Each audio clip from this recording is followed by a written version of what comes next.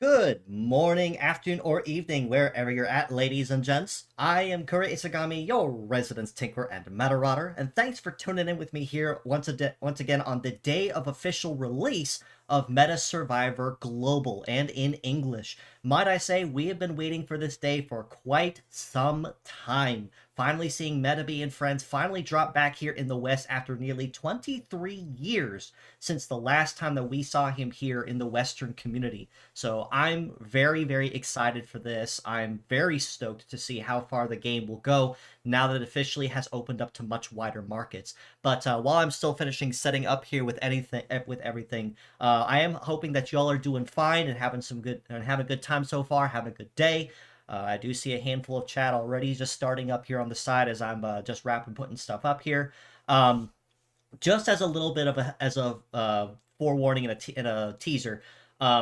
Obviously, I kind of got first look at it already from my main account because when I logged in early this morning on my main one on my phone, it popped up in English automatically, which I'm perfectly fine with. It was great. I got to finally play the game in English. There was a number of things that have been talked about, and if you're part of the Discord, you probably have seen a lot of that discussion over the past several hours. I will try to make comments on that and kind of talk about it and such officially when we get to that point as we talk about it. But no, it's been positively a buzz, and I am very, very excited for it. It's so nice to see the community start spiking with activity again and talking about it. I'm very, very excited for it. A little bit. I have a couple of hitches here and there, but I'll kind of talk to you guys about it. We can kind of voice our thoughts and our opinions on that. So for those that have been following me for a while, I did actually do a stream originally when Meta Survivor first launched back in back about this time last year, with the Japan only version. Played a little bit of that, got to explore it a little while, played on stream. So it's not going to be too terribly different from that one because the game basically is one-to-one, basically. I am very excited for it all the same, but it is going to be very nice actually playing the game in English for once. So it's going to be kind of a learning experience after playing everything for so long in Japanese and learning to internally translate. Let me see here. Glitch, you wonder why they changed the R&B back then? I'm gonna kind of play on Alba's comment there, saying it's probably because bot was more fitting. Honestly, as I think about it more logically, you could realistically go either direction. Like if you do Medarot, it technically is an abbreviation of metal robot, but then again, so could Medabot be in the same manner. So my guess is they probably just did it for localization purposes, since it kind of roll off the tongue a little better. But that's just my particular guess. Sentai, I do see you down there in chat as well, lurking. Happy to have you stop on in. Thank you for stopping in. Hope you're doing well today. But with that being said, I'm gonna go ahead and fire up everything here and get this up and running. There we go. And then let me go ahead and unmute it so we actually have some sound going on this. There we go. Okay. So basically what I did when I first logged in and started the stream account, essentially I got through it long enough to just kind of complete the basic tutorial of the game, because what I wanted to do was kind of just re-roll to give myself someone to actually give me a good start. Because if you guys tuned into my one video on it about a week or so ago, I mentioned the gacha rates are kind of very 50-50 on whether it's actually going to be good or not. So basically what I went in is I just re-rolled until I got someone who's actually worthwhile and that'll carry me for a good time. So I'm just going to kind of scroll in here and show you guys real quick. This is the default team. I guarantee I've not touched anything since I've gotten started. So I can basically go through this whole thing and officially learn it from start to finish. So one thing you'll notice, which is great, is they went back and actually carried back all of the original EN names from the dubbing days, which I'm okay with to a degree. Those that already had EN names, it's kind of nice seeing them again. You probably will not be seeing me associate them with those English names, so just as a forewarning, I will still continue calling them by their original JP name. So in this case of Orkamar, I'll be calling him Marine Killer, or in the case of Sharkan, I'll be calling him Yukitan, or something similar. There were a handful of other ones which I think were very, very, how do I put this nicely? Very, mixed, I guess I can call it. Like, for instance, Gatshurin was changed to Tornadorator, which makes no sense to me, honestly. I don't really know where the thought process was on that one, but then again, I guess I'm kind of biased because I've been with the JP names for so long that the EN ones just don't make a lot of sense to me, but there are some that I think kind of fit better than others, but that's just my take on it. So I'm going to kind of go in here real quick. I got lucky with my rerolls and pulled up God Emperor, so I'm going to have him right from start, which is going to be nice. Let me see. Fires explosive missile. As it goes in level, gains a gravity attack, and then the burst is an optic laser. Nice, nice, nice, nice.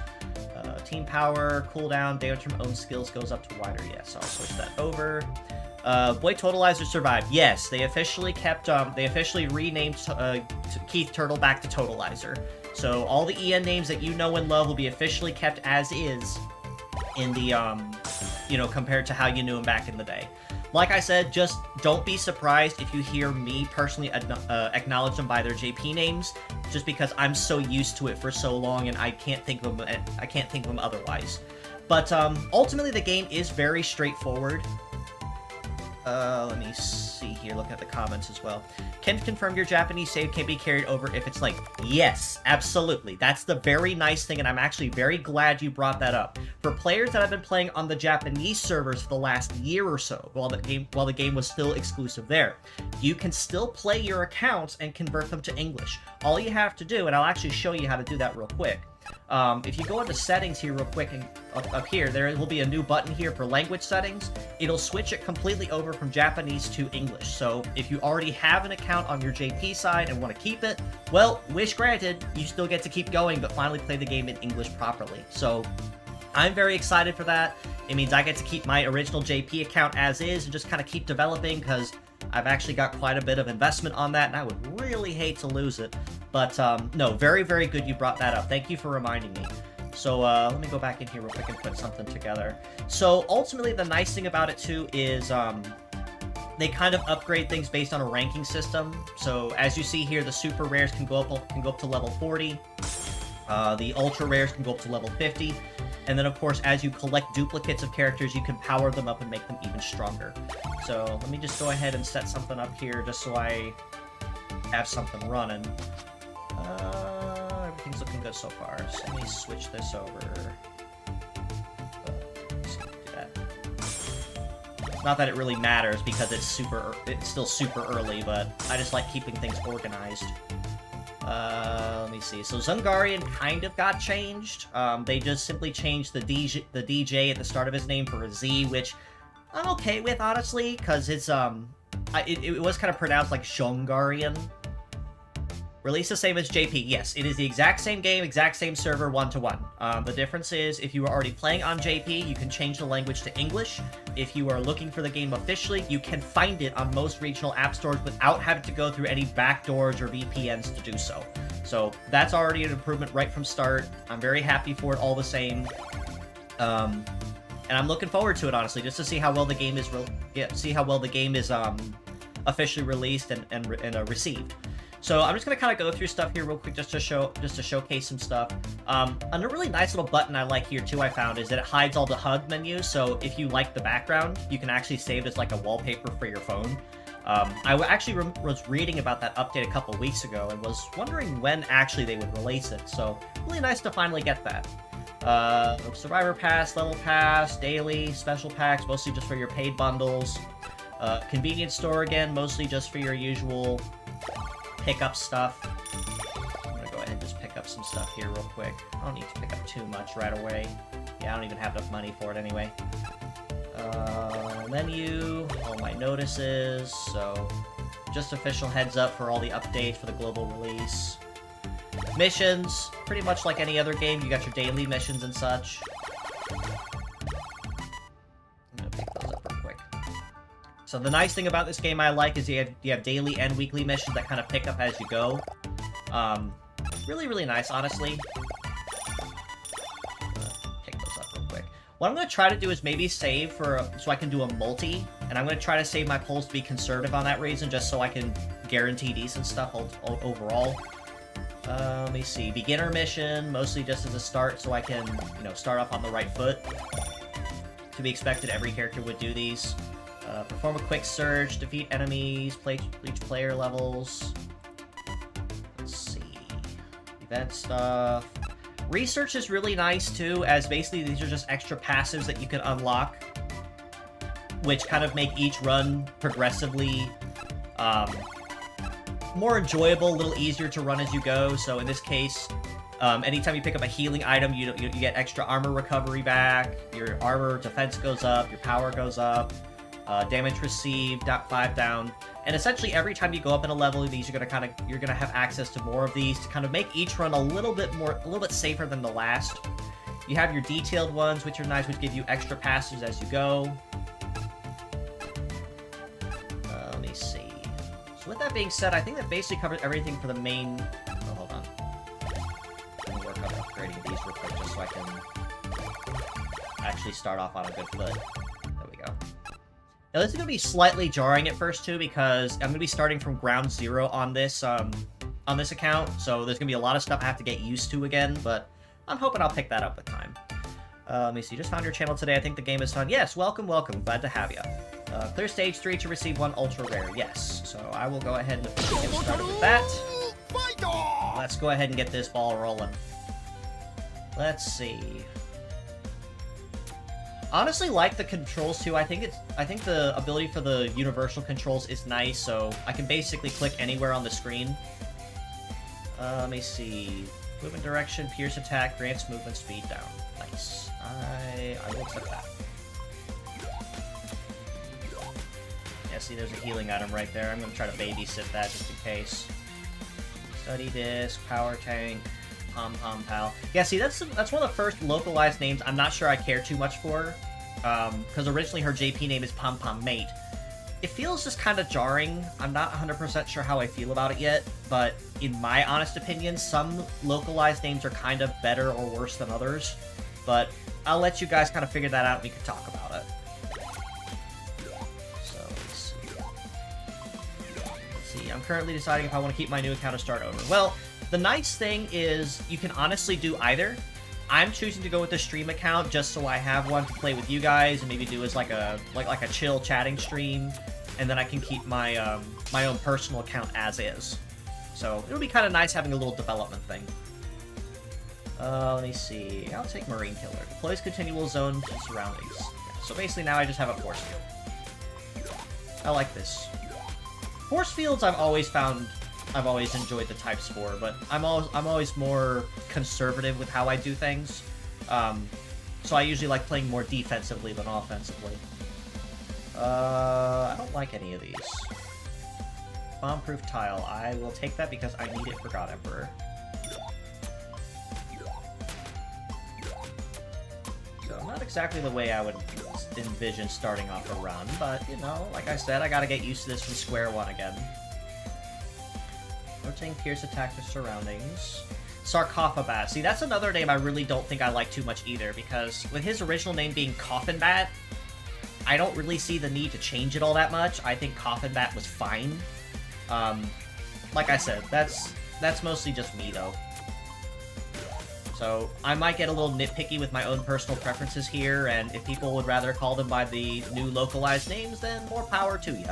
I won't judge or say anything otherwise on that. Everyone to each their own. Oh, see, now I'm starting to get into the big ones here. Let me see. Kuraba kept his old name, which is nice. I'll take that. I'll start leveling this up a little bit. I guess I'll just take this just so I have it. Increases armor by 40%. So let's start working on leveling up some of these skills. So the nice thing ultimately is if you played most Survivors games, then you can pick this one up just as quickly. It's very, very intuitive. There really isn't anything you have to learn or relearn from scratch as far as like controls or commands. And with it being in English, honestly makes it a whole lot nicer too. Well, I'll take it back. Yes, please.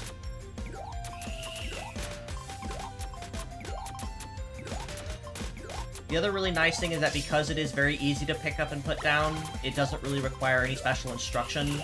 You could play it while you're, you know, on a commute on a bus, if you're on a road trip. Server daily reset time. I found, for me, the reset is about 10 in the morning Eastern time, which puts it about an hour behind where Meta S usually does its server reset at, like, roughly about 11 o'clock in the morning. So, it's kind of a nice little rhythm. Not too much really has to go into it. Alright, let's see what we got here. Okay, well that was easy. Of course, I think it helps, too. I got a really nice one to start me off, too.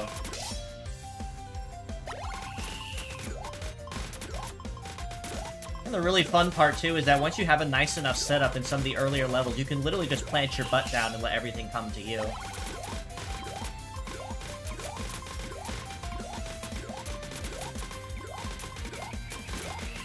These Hell Phoenixes are going to be an absolute pain in the neck later, I can guarantee you that much.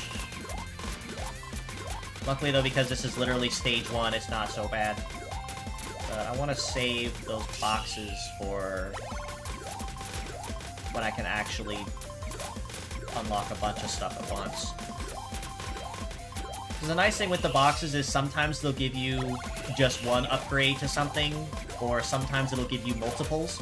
What I've found is if you have something at level 5 and the item required to ascend it, the box will almost always guarantee you the item. The box minimum will guarantee you the evolved version of one character's weapon, of one character's skill. So that's what I'm trying to wait on ultimately. See if maybe I can get more than one at once. Of course, now I think at this point it really doesn't matter because I'm just hoarding boxes. So I'll just go ahead and hit that one then. Yeah, see, shot count 2, expanded range. So yeah, so that only just gave me the ascended thing. Which is nice. I don't mind it. So that. Let's see. Yeah, see, I got that one. Damage up, cooldown down, grants movement speed down. I just wondered why if it had movement speed down or not, but I never noticed it.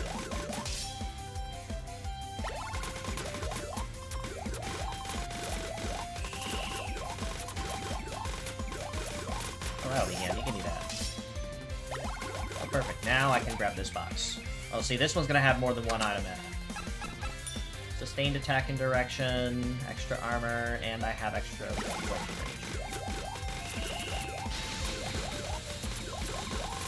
Behold, laser of death and destruction.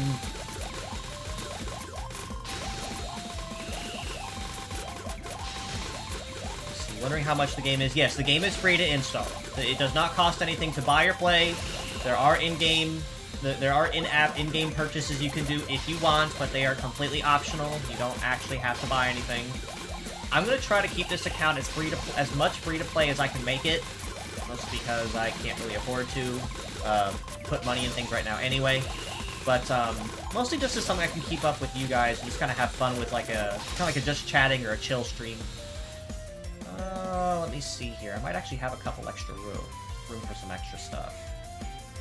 I have 3 characters that require the electromagnet. So I'm going to take the portable radiator. Because that boosted cooldown is actually going to make itself obscenely useful super early on.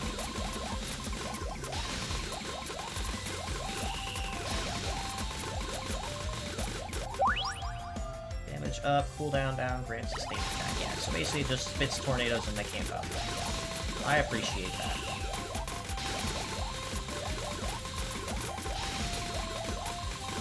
I suddenly don't feel as bad about this so far, but I have a death laser of doom and destruction, so I guess that helps me out a little bit.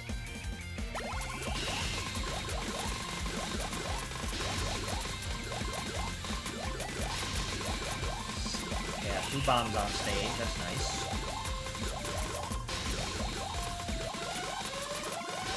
Well, boss time.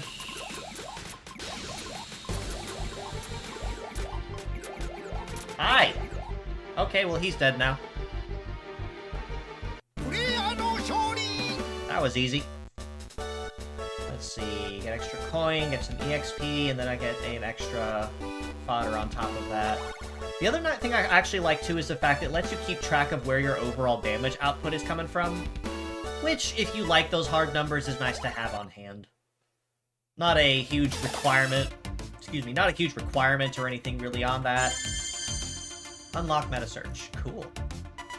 So, let's take a look at this. Yeah, them renaming Susanoo into Ruby, I think, is criminal. I really don't think they should have done that. They should have just left her name alone. I really see no reason to change it, honestly, because it's been established as Susanoo for so long, and I'm not entirely sure where they got Ruby from. But this is Susanoo, for anyone that has not, and I'm going to call her that. I will not call her by her EN name. Basically, she is the main professor that you'll be assisting with her row battle simulations and her row battle statistics while you're playing the game. And then her partner over here is Jasper, which is a assistant, not necessarily focused on combat like most other Medarots are, but mostly for analytics and logistics. So as time passes, you can receive useful items for leveling up your Medabots. Checking it out from time to time is the quickest way to become stronger. Quick search is especially useful. You can find it detailed information in the help section. So basically, this is something that happens whenever you're playing, and it'll basically just keep running as you go. So if you decide to run all your dailies at first, you'll have a whole bunch of bonuses here you can hold on to, and then you can just collect all of it at once. So I'm going to go ahead and do that real quick. One quick search for 15 energy? I'm not sure if I like that conversion. I'll think about it and come back to it. So let me see. I'm collecting some more stuff as we go. Since I leveled up again, I can work on adding this here. As far as the gacha is concerned, I actually kind of like how they pulled it out. If you've heard me talk about it in the past in the other episode, I really like the fact that that they kept the Hoyoverse-style pity system, where basically you're guaranteed one of the models in one of the featured models at the end of the 100 if you do not pull them sooner. Every 10, you are guaranteed a UR rank, which is the purple background. Every 50, you're guaranteed just a general special bot from the usual pickups. Metabe, Shadow Armor, Heliolossus, Megalophoros. Some of them I can see that were contracted. So, for instance, Heliocolossus. I don't really see why they had to contract it, in my opinion, since they're not going on the conventional 8-character limit with the EN, but that's just me. Shushu Pop 2, Gobenki, Arc Beetle, Azurula. See, Azurula's name wasn't changed. I don't know why they changed most of the others, but then left his alone. Macho Noir, Spiralox. I don't even know where they got that, honestly. I really don't. I like Roll Beauty much better, but that's just me. I don't really like the idea of Spiralox at all. Fancy Ale, Cross Messiah. I got an anniversary. Let's pull that. Got your usual pickups, your general fodder pull, your usual fodder, and then they have the beginner friendly one, which kind of helps guarantee up to a certain point, which is really, really nice. So I'll probably be pushing for this most of all, just to see if I can try to get some nice stuff out of this. Let me see. Some names are new. Do you think they have a localization team, or maybe they're made with AI? I really don't know. I actually ran a couple of the names through, as much as I hate to use it, I had to use it for sampling. I even ran a couple of them through ChatGPT just to see, and just ask them, hey, if you were to localize this name in English, what would you do? And I didn't get anywhere near the results they came up with. So, for instance, like Pom Pom Pal or Gotsrudine and Tornadorator, I didn't get that at all. So, I frankly have no clue whatsoever. Let me see. Megalophoros, total downgrade. Actually, that one's not bad. All they really did was just break the name into two words. So I'm not bothered with that one too much, in my opinion. And ones where they kind of break them like that, I'm not worried about. But it's ones where they like completely change the name to something completely different. I'm like, what were you guys' thought process on this? I didn't really get it. But let's go ahead and keep pumping on along here so I can get to that, at least as high of a stage as I can get this early on. So, oh, they even have a start speed on here, which is really nice. The quick battle is also really cool too, so if you just want to go through and get all your stages done just to burn energy, you can do this on any stage that you've already finished. So, I can appreciate that. Makes it easy if you just want to get in and get out. Alright, where am I going? Going down here. Ow, okay. catch ultimately is the... Okay, there we go. I'm gonna take this. Or bullet for my bullet.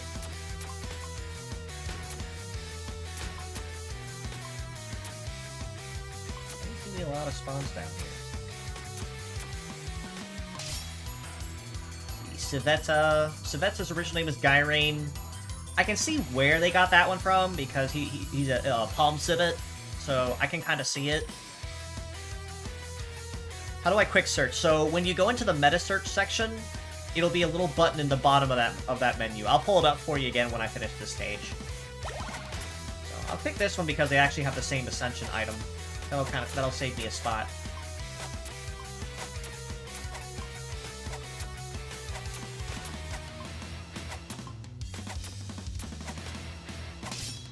I've said it before, by the way, as well, when it comes to like the animations and the chibis. A lot of people said early on when the game first launched that the animation that they used for things felt kind of lazy. I'm not super bothered with like the particle effects and such. It's not really a big deal to me. I'm not super worried about it.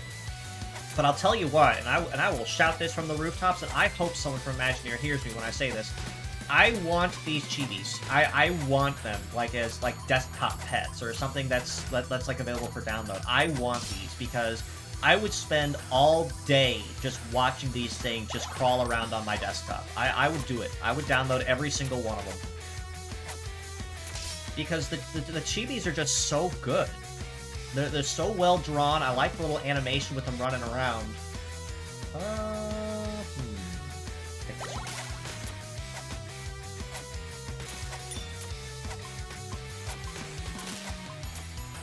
I'm glad they at least kept the Metatubers names as is. I would have been really upset. Triceratops, horizontal attack, and yeah, I'll take that one. I would have been really upset if they changed the Metatubers names to something silly in the localization. I would have been really mad. I would not have been happy. So I'm glad they at least kept them alone.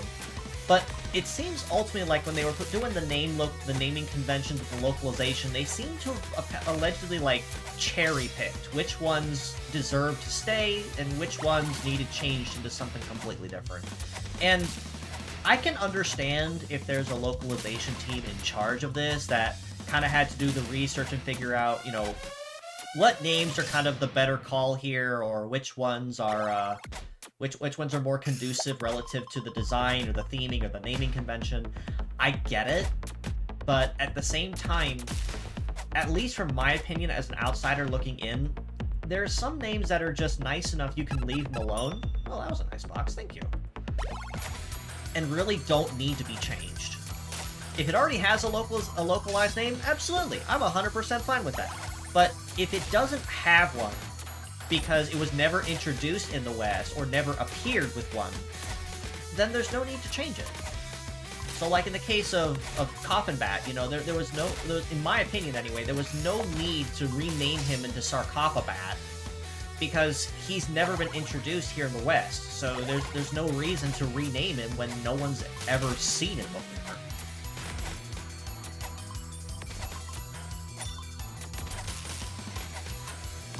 But I suppose that'd be a conversation for someone that was in charge of that localization team, so not really something I can really judge on.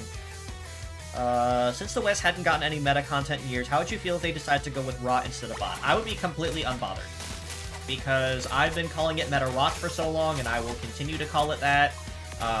It would not bother me in the least. So, if people want to call it Medabots, if they want to call it Medarot, tomato, potato, we're talking about the same thing here, and we're going to have fun with it either way. That's what's most important at the end of the day. Alright, so I'm just going to go ahead and open the box. I've been saving it for too long. Ooh, goody. Thank you. What am I at so far? Okay. Okay, well, he died quickly. That's an Ascension item. I need that. Expand range, lower cooldown. A lot of the translations, I can kind of see... We actually were talking about it in the Discord earlier, too, where, we were kind of wondering if they used, a machine translation or actually had a localization team on board. And I'm really not sure. Like, maybe on one hand, I could see where they'd get a localization team in on this to kind of, like, proof it. But at the same time, it kind of feels like a lot of the translation might have been fairly, I don't know, like kind of cheaper, I guess, or not quite as, properly proofed or thought out all the way. Oh, good, that's the item I need, thank you.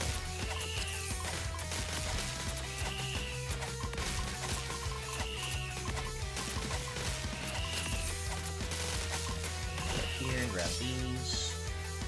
Since I actually have 1, 2, 3 that require the armor pack,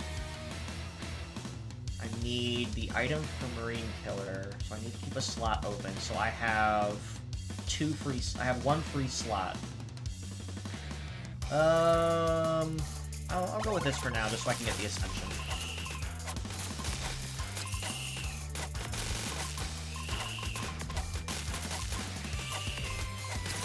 Yeah, first few stages are honestly going to be kind of a cakewalk.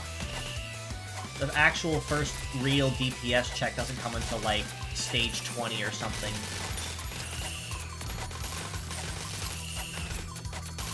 And then from there, it only goes up. Actually, I don't even know why I'm moving. I can just plant my butt right here. That's what I was saying earlier, like, if you have the right, if you have a good enough build and your DPS is high enough, you could just do this and just plant your butt down for like a minute and just let everything come to you.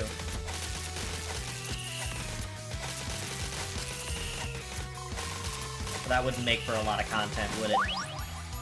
Cooldown greatly reduced. Yes, please.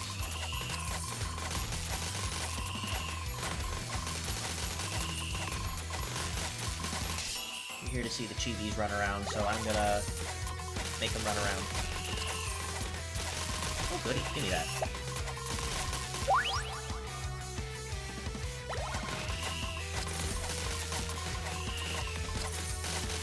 Sweet. Yep, there he is. I was wondering when we were gonna get to the next boss. Alright, who we got? Oh, hi! Alright, well, you died. Yeah, so far with it. Oh, good. Give me the box. Alright, perfect. So I have extra HP. I'm at least level 3 on Triceratops now. And then I have the Ascension for God Emperor. Behold the laser of doom and destruction!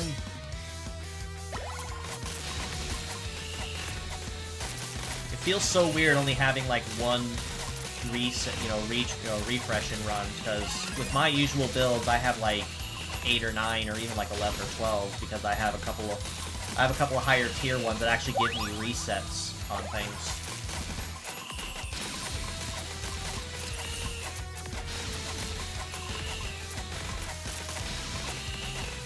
But you know, starting fresh every now and then probably never hurt either.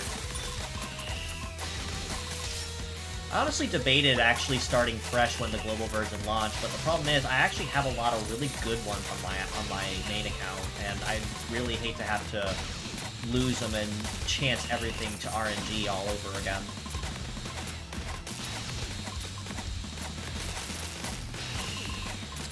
Oh, hello. Come here, you. What's in the box? Box? Movement speed. I'll take it.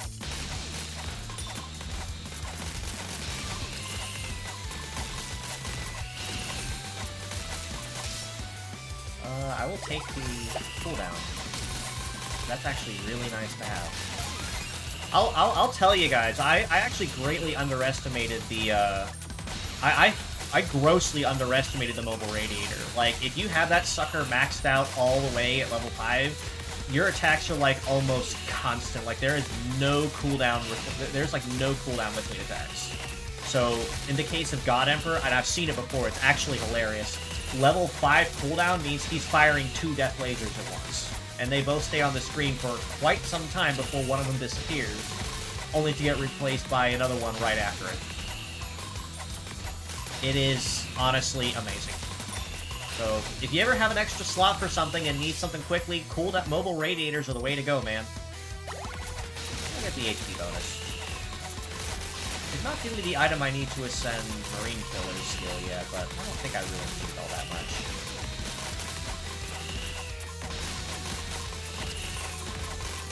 I'm just gonna kind of roll around here and collect some stuff. Oh, there it is. Now I can do it.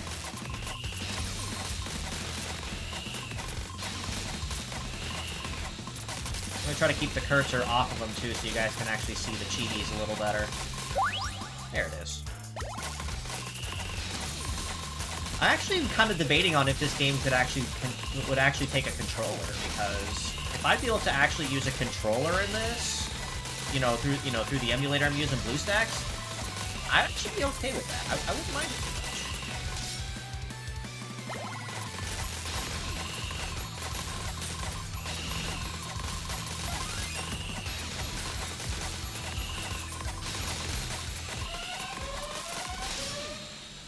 I will take more cooldown, please.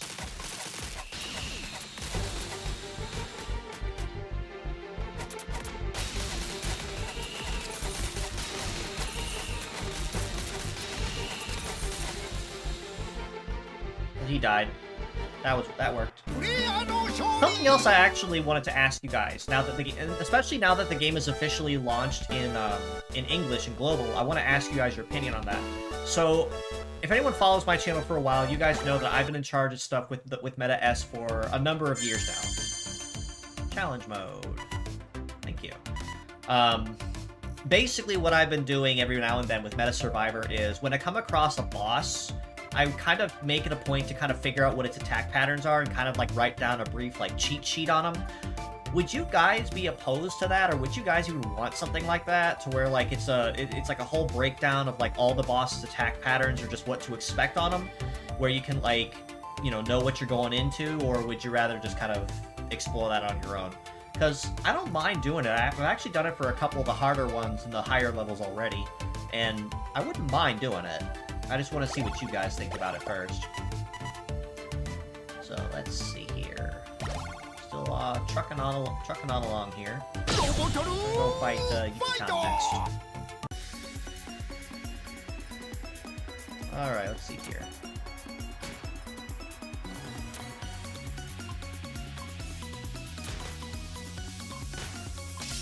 I grossly underestimate the cooldown on your missile sometimes, God Emperor. Like, it has some great range, but you have a wicked cooldown. Oh, speaking of cooldown, give me that.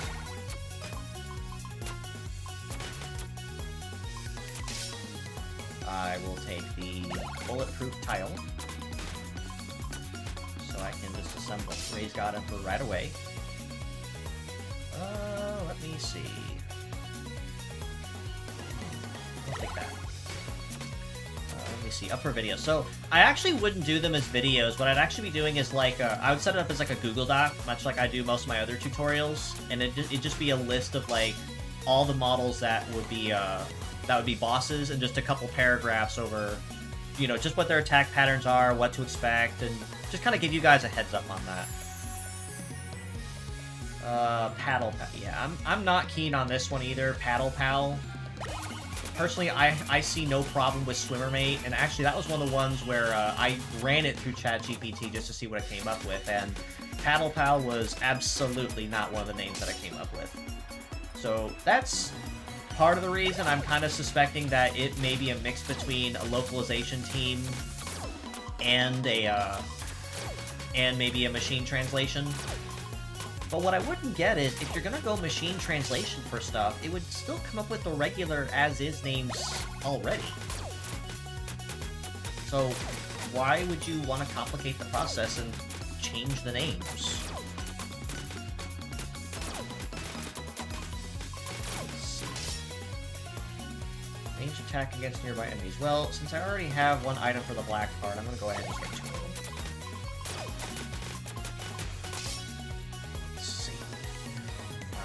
That.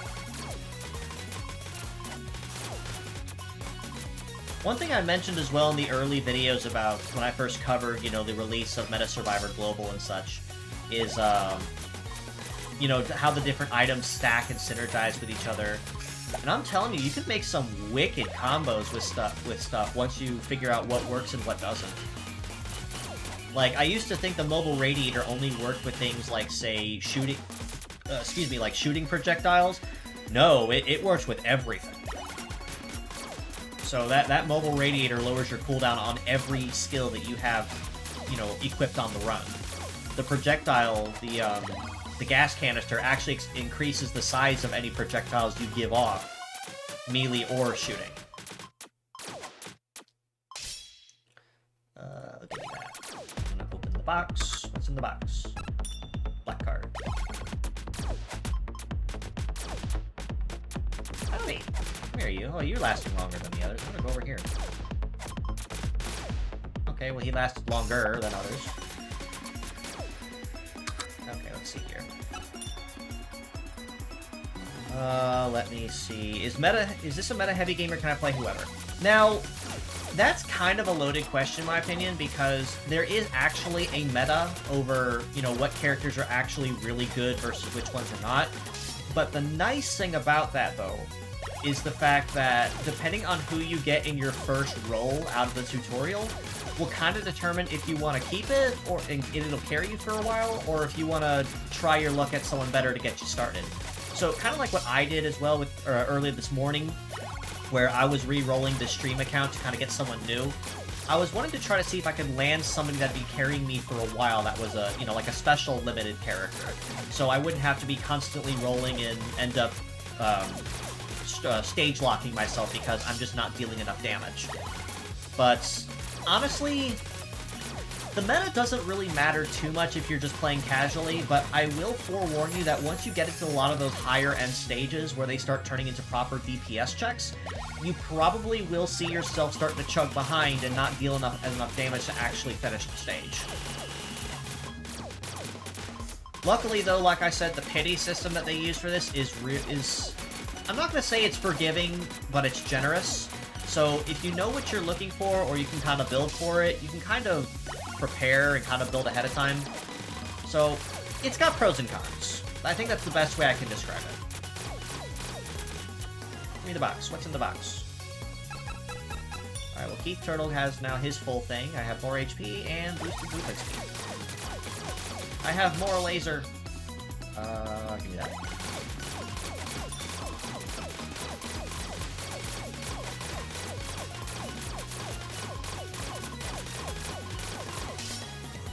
I don't know why they're keeping me so much armor increase. I mean, I'm not gonna say no to it, but...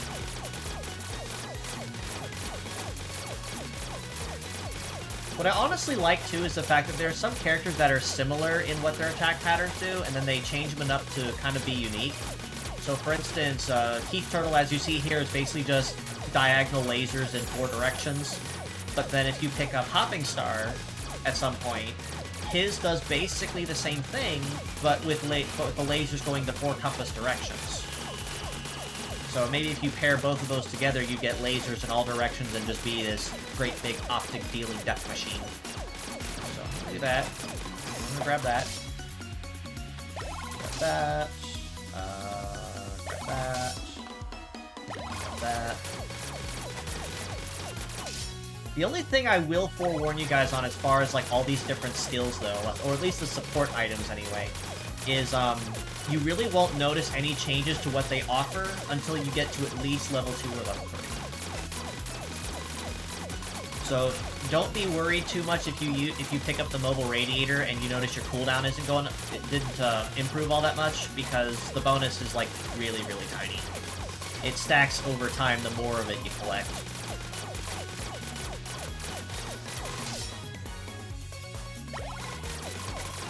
However, my reload's at level 3 right now, so once I get God Emperor raid, you should definitely see that extra second laser I mentioned earlier.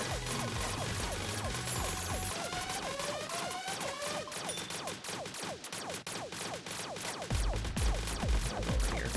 Right there. Hi, Cyan Dog. Come here.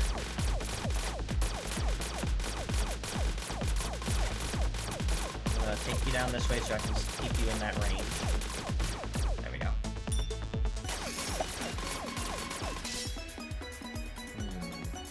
I'm gonna take more reload. Just so I can show you how nuts it gets when you get to that point.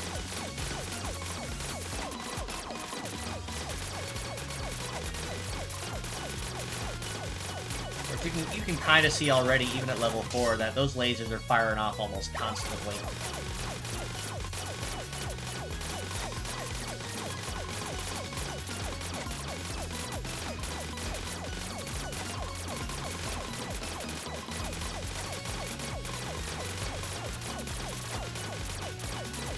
Oh, I didn't see him from over here. See that? Okay, now I can go open the box. I'm gonna wait for that one specifically. Grab that first. Box. What's in the box? Well, I have my full reload. I have almost full movement speed. Yeah, I have max reload. Yeah, see, there we go. See? Now I can fire basically 2 lasers at once, and he's gonna pick whatever direction he feels like to launch it. I grossly underestimated the mobile radiator. I grossly underestimated it early on, because this is honestly amazing.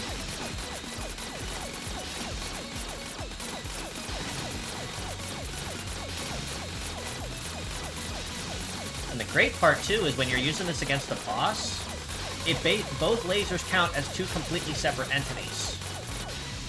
So, if you catch both lasers firing on an enemy at once, that's 2 different instances of damage they're going to take from both lasers.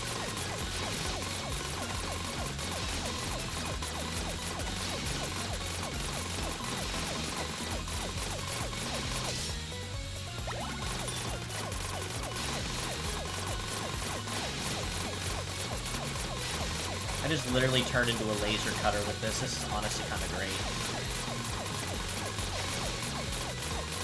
Unfortunately, the only problem I see with God Emperor's laser on this is the fact he can't really aim where it's going. He just kind of picks whatever direction has the closest enemy to him, and he's just like, yeah, I'll shoot one this way. So you kind of have to learn to game it a little bit, or kind of keep certain enemies closer if you want to figure out where he's going to shoot, but the ultimate thing is just point and shoot. Just let him figure out where he's going to fire, because he's just going to do what he wants.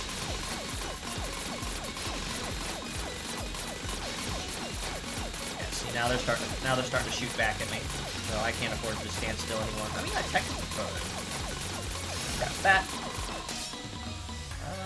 Give me that.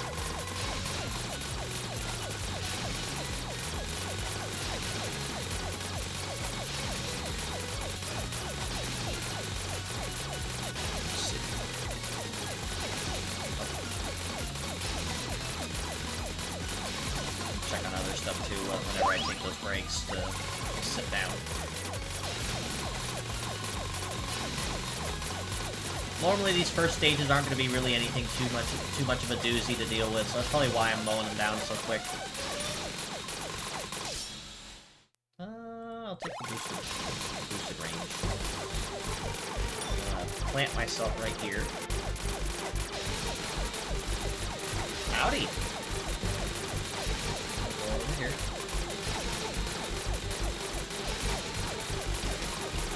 And jump. And you're gonna jump again.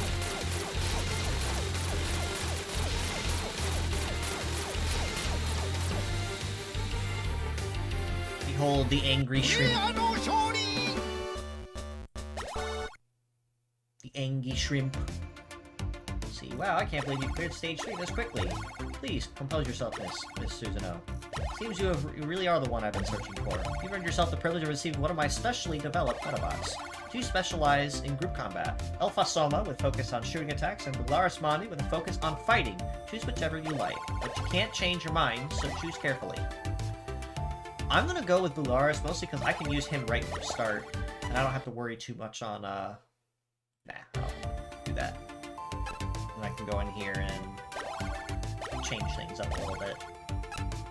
Let's see. Yeah, and he already has an extra cooldown bonus on his, which is nice. And skill range. I will do that. Give me that. I kinda wish I could click and drag these over, but I'm not worried too much about that. Okay, so this looks pretty good so far. Do I have any extra fodder to use now? Collect stuff as I go too. Anyway, the Metasearch. Yeah, who was it that was asking about that earlier? Kanto Game Corner that was asking about it. Yeah, when you're on the Metasearch page, it's going to be this little button right here, the quick search. And essentially what it does is it lets you watch one ad to do it for free, or it'll charge you 15 energy to do it once. So, it's right there, fairly easy to pick up. Collect more stuff. Let's see. Okay, that's just the notices there. And we're just gonna keep on trucking, I guess. Actually, what I might do, though, just to change things up a little bit, let's switch over to Bularis and give him a shot for a while, let him play around.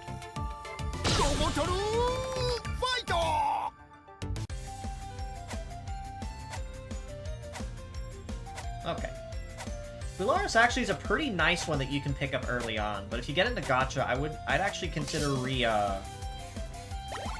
I would consider re-rolling because you're already guaranteed one regardless, much like you saw with Suzuno.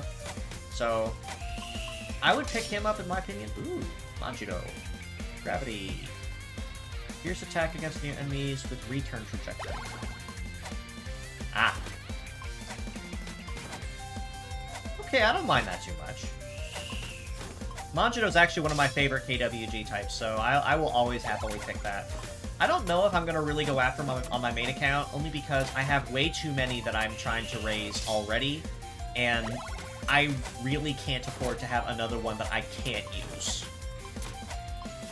Well, let me amend that statement. It's not that I can't use him, but there comes a point with the levels, with the metal levels, where they kind of have to stay in tandem with each other, and if something raises too high, such as, say, if you have a level 100 metal, but the model but the character you're using only caps at level 70, well, that's 30 levels of stats that you're going to be forcefully downgraded from, so you can even play the character. I'll show you guys a better example of that when I finish the stage. It's better if I explain it a little better. We'll do that because both of you require the same item. There we go.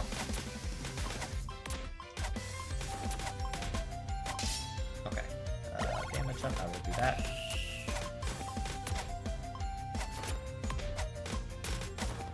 You will also learn to fear Hell Phoenixes very early on, too, because they're... Oh boy.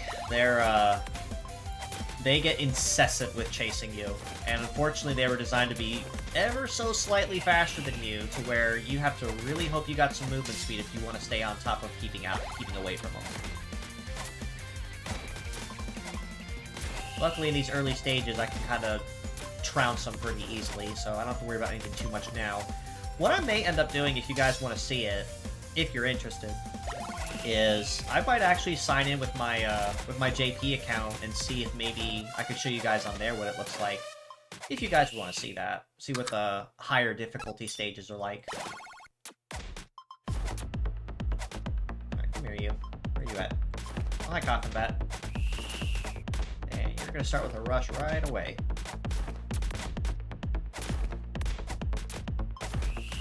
Try to follow you over here. There we go. Now he's dead.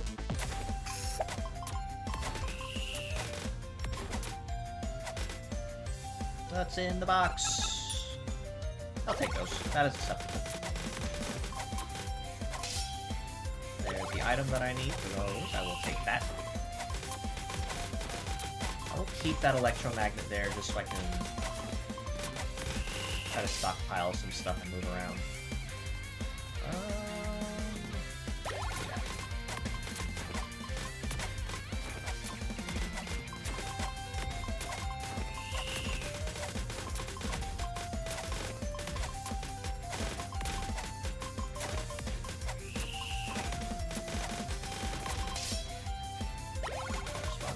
Yes, now I get to attack front and back. I will take it. It's actually one reason why I would honestly recommend you pick Bularis over Elphas when you're starting out, because being able to cover your backside like that is actually really nice, especially if you're running away from things trying to chase you.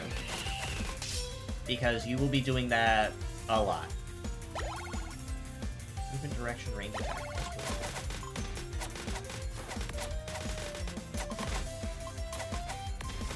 Oh, I see how Manjito works now. Okay, I was curious how this sword behaved.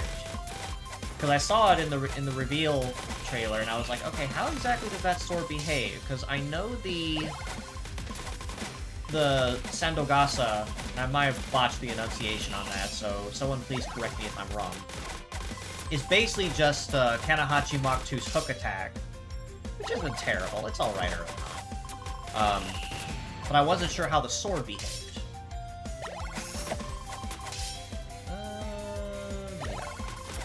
I'll open the box. What's in the box? I will take those.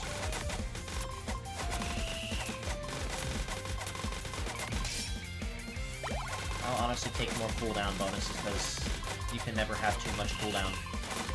Honestly, the cooldown is actually really good to go after 2 very early on, too, because the faster you can actually use your attacks, the easier it is for you to keep mobs off of you when you start getting swarmed.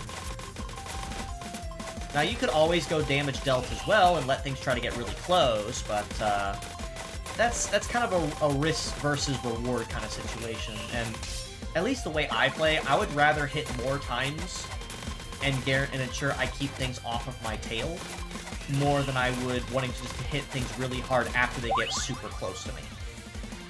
Attack spreads in semicircle, greatly expands range and cooldown. Yeah, see, this is one reason why I like Bularis, because his evolve skill is really nice and basically serves as like a pseudo force field. Let's see, pierce attack shot, +1, expand range.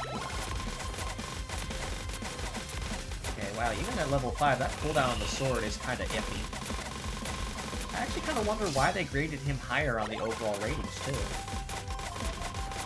Oh, but he fires 2 of those Sandogasas. I see, okay.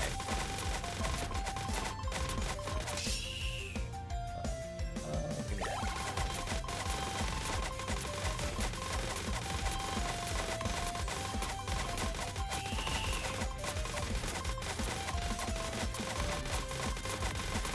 I'm just kind of picking stuff up from here.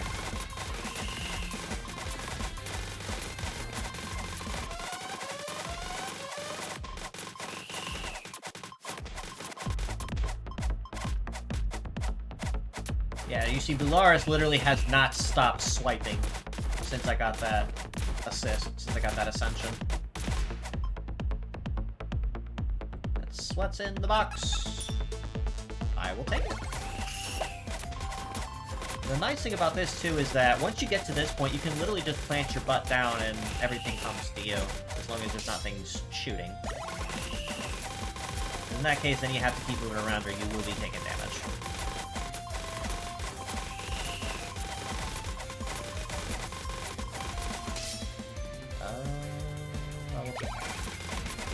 Or cooldown. Bularis be like, what cooldown?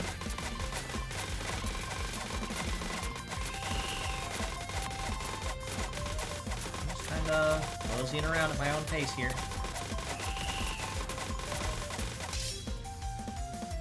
I will take that.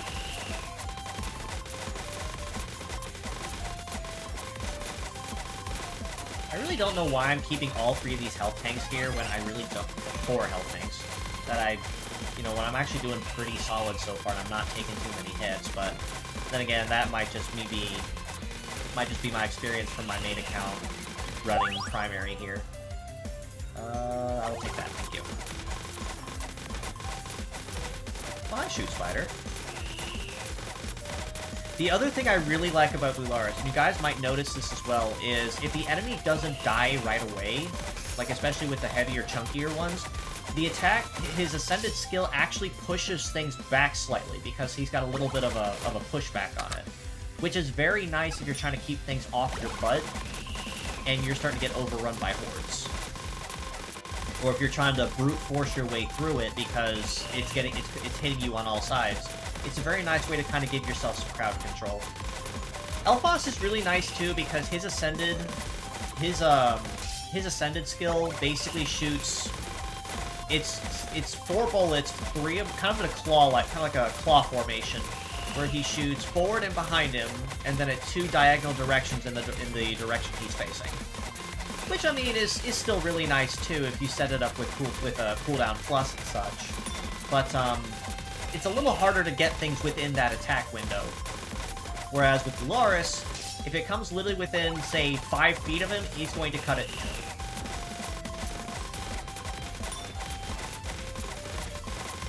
So I think, in my opinion, the choice is kind of obvious here, which one would be the better recommendation. Well, I almost have all my stuff ascended this run. Oh, I might. No, I don't think I will. It's still fairly early on. No, I don't know. I might. Let's see. Once you get to the higher difficulty stage, it becomes much easier to make sure all of your stuff is ascended before the final boss, before you get to that final wave boss, but... No, I might actually do it this time. Let's find out. I still have about 20 seconds.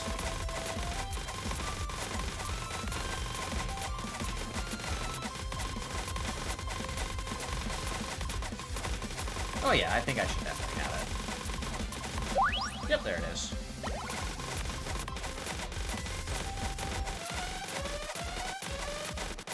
Lars over there just beating like a drum.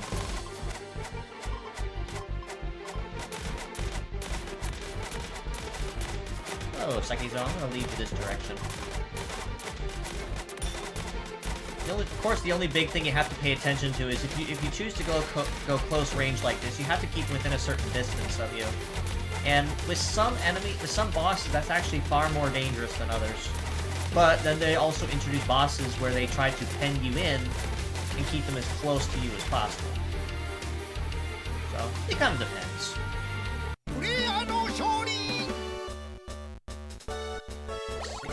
Manjiro actually did more damage that time. Okay, I can kind of see that.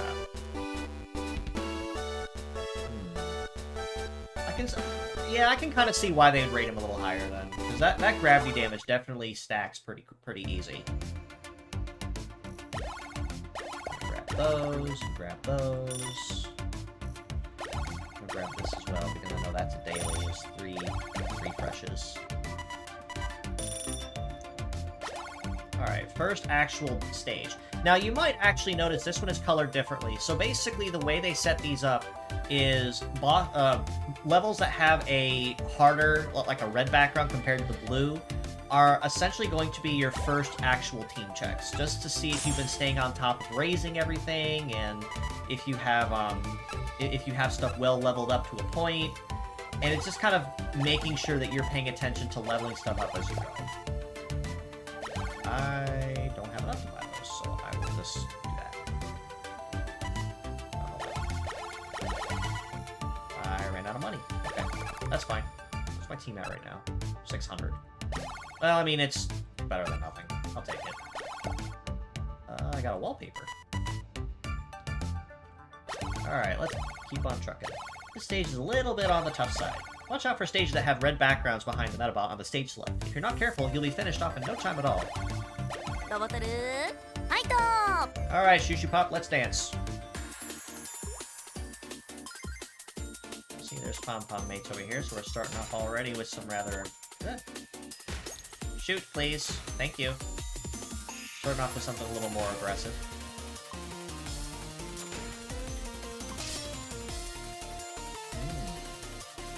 You know, I'll keep going with this just so I can keep investing in it, because if I can get to level 3, that'll kind of help me cool down a little bit.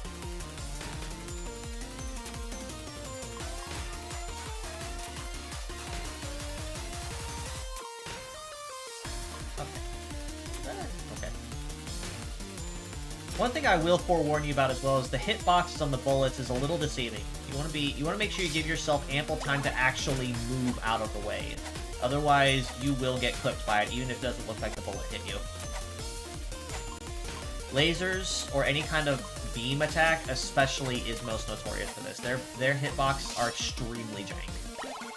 Well, I take that back. Jank isn't exactly the word to use for it, but it's very deceptive. You want to give yourself more time to move with a laser type attack than you would. Oh, yep. See, now those health units are starting to get annoying.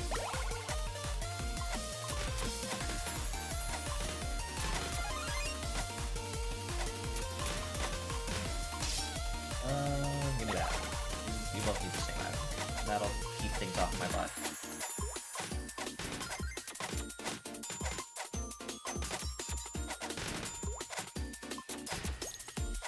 That's actually the one thing I really don't like about the, let me see. Let me pull that again, please. The one thing I really don't like, because a lot of those pursuer types, like Hell Phoenix, they literally give themselves a burst of speed to follow you, and they hold it for several seconds, so if you're not fast enough, you will be taking consecutive and repeated damage a lot. And it kind of... It makes it difficult to try to keep yourself healthy when you have things constantly touching you from all sides and you can't outrun it.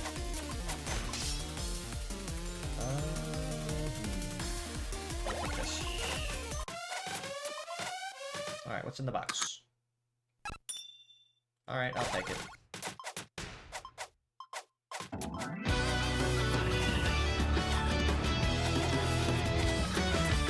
Alright, let's see. This way.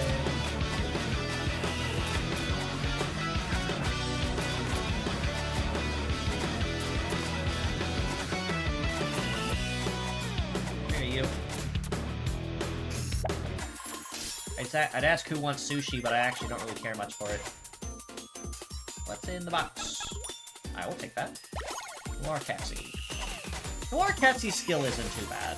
I actually end up using that as kind of a filler every now and then if I need to.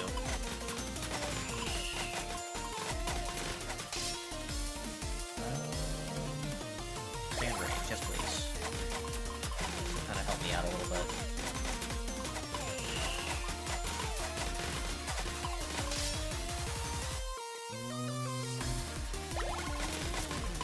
I will take more cooldown. All of the cooldown. There will be nothing that can stop me. Eventually, there might be. But we're gonna see how far I can go, either until I run out of energy, or until I get trounced by something, whichever comes first. What I'm gonna try to do is, before the stream ends, I want to try to make at least one molt. I want to make one multi. Just kind of see what comes out of it.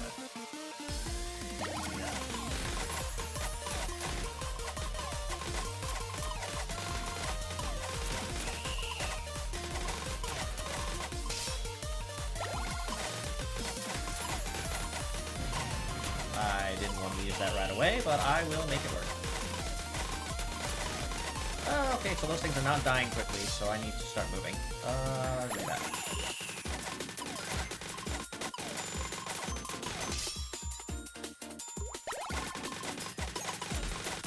Yeah, see, now they're starting to really test how well your team comp goes, because these kind of Hachimatsus are not dying right away.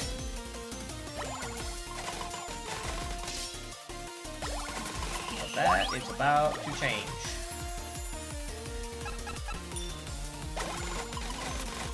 Death laser!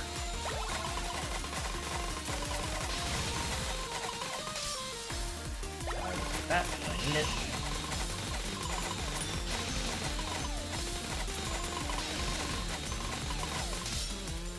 I will take that too because we need the same item.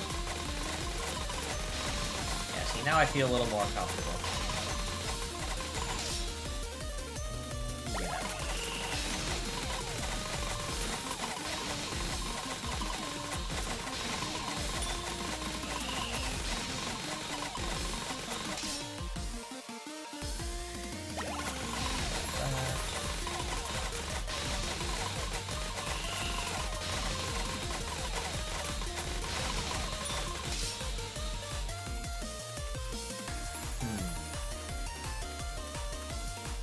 Grab the extended magnet range. That means I can grab more stuff easier.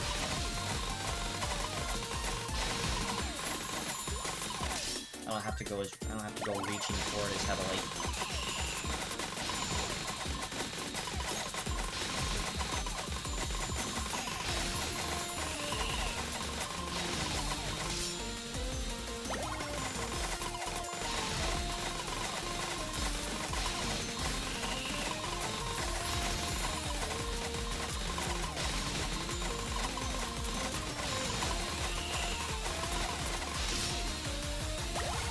That, so then the next stage will come.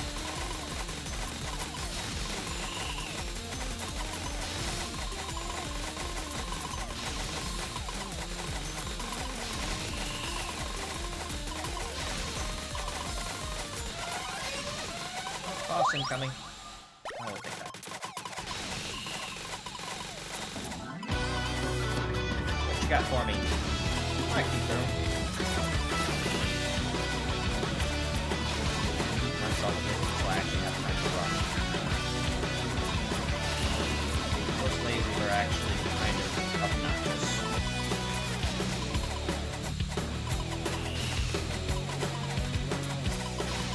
And there's a bomb, I don't know where hearing is. There it is. Go over here. Grab this.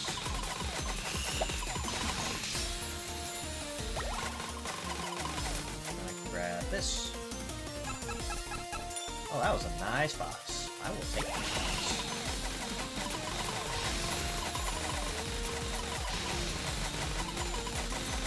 How much damage do I take if I just actually not. That's not terrible. I'm technically healing the back end.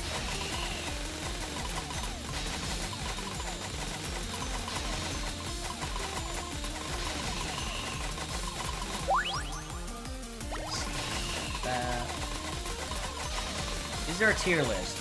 Yes, there actually is a pretty well-established tier list that was done by the Japanese community when the game first launched, and it's been continually updated as new characters come out. It's not exactly a tier... Well, it is and it isn't. It's a tier list, essentially, of which ones are really, really good and which ones are not. But if you're just starting out or starting a brand new account or something, you could actually use it more as a rule of thumb guide for which ones you really want to keep an eye out for if you decide you want to reroll or not. So if you get anything that's in, say, like S tier or A tier, then I'd say you got yourself a good roll and a good account. But if you got someone who's either in the general fodder pool or someone who's just really not all that handy early on, I'd consider rerolling. Because honestly, rerolling in this game is not all that terrible. I was doing it all morning, and each roll only took me like, I don't know what it was, maybe like not even 5 minutes once I got in the rhythm. I had to do it for quite a while though, because they kept only giving me like fodder of UR rank units, which really wasn't going to get me anywhere far. You need to damage that, I'll take that. So, like, for instance, God Emperor is an absolute banger. Like, if you only walk away with God Emperor in your first multi, I'd say you got yourself a pretty good one. Actually, any of the WEA types you should have no problems with. According to what I was reading this morning, Manjiro was, I think he was considered A tier. So he's a pretty good one you could roll for. Juke, I think they said was only B tier. I'm not really sure. I think a lot of folks really were kind of wondering why they landed in B tier. So I will have to do some research on that and see if I can figure out why they graded him lower. Honestly, I'm just happy that Manjiro is fairly decent, because, like I said, he is one of my favorite KWG types, so I will be slightly biased toward him. I don't know if I'm going to use him too heavily in Survivor. I mean, if I get him, great. I'm not going to complain. But, it just kind of depends. I don't know if I'm going to actively roll for him on my main account, though. I'll just have to let him spook me when he feels like it. That's actually the really nice thing I do like, though. So far, it seems that everyone that gets a boosted banner, lips, work with me, please. Boosted banner when they first drop actually does get added to the general pool. So even if you miss them right away, there is a good chance they could spook you with another banner later on, just because they feel like it. And I almost got clapped by that one. I would not appreciate that. Yeah, see, this boss is definitely lasting longer than others.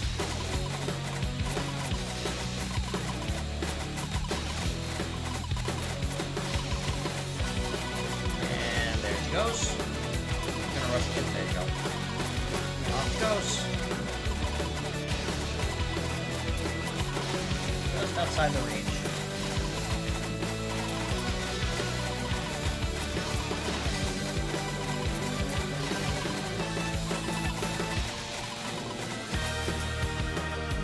Okay, she's done.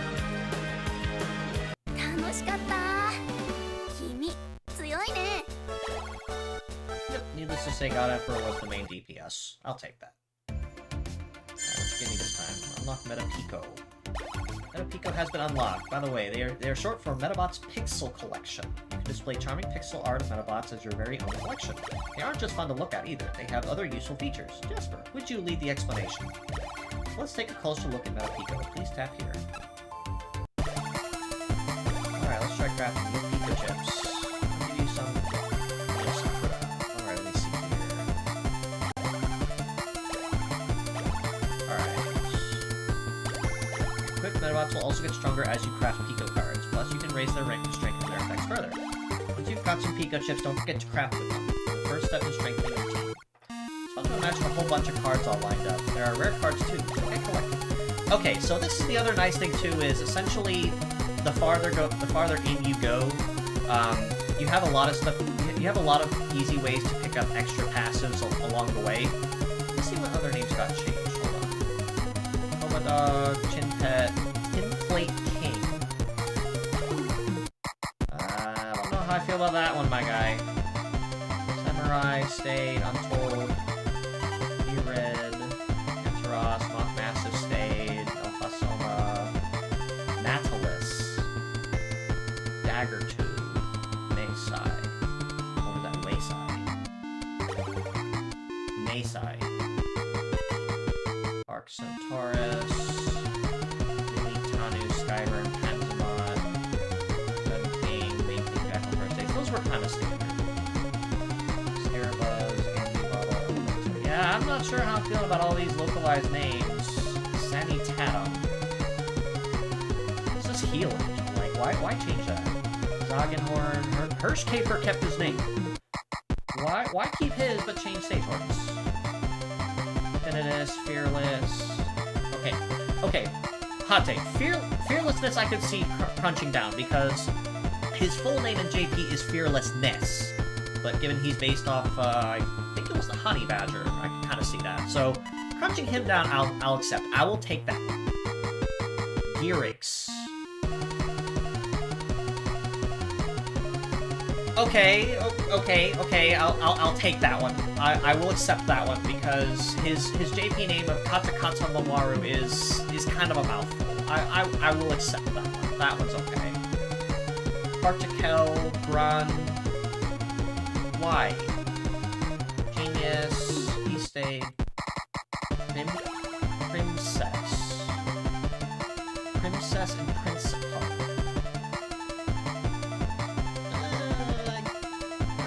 I kind of see it. Black Beetle, Black Stag, Bastroyer, Frito, Washley, Jack Batcher, Olander, Deathnell. Tessia, okay, her name stayed the same. World Cup, Diptin. His name is Armor Moss, so I don't even know where that came from. Blossomale, Dead Quasar, Beast Chimera, Magadis. Marie Crown, I don't even know where that came up from. I don't know, dog. I'm not sure I'm too keen on a lot of these localized names. I mean, some folks may not care too much about them, but there's a reason some of them were named like that. Like, Particle and Grain, I'm gonna give you guys a little history on that one, were actually designed based off of what their names are. Particle and Grain, as in, like, two synonyms for something very, very small. And then when they got their upgrades in Meta S, Fermion and Boson, they kind of kept the same convention, because they're both particles in, I think it's like nuclear physics. It's either nuclear or astrophysics, one of the two, or molecular physics, I think it was. But they kept the naming convention. So I'm not really sure if I jive with the idea of them localizing the names like that and they lose their meaning. It doesn't make a lot of sense to me. Like, a lot of those characters had never seen localization before. This would be a good chance to introduce them as is. Why change the names? It doesn't make a lot of sense. Oh, you're gonna... okay, now you're gonna start running after... Yeah, see, that's what I mean. I don't like it when they rush after me like that, because I can't outrun them. Okay, never mind. That'll kind of help me out a little bit. Okay, it didn't help as much as I thought it would.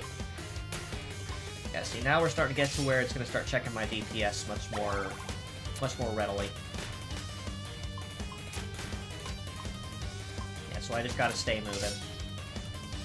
Alright,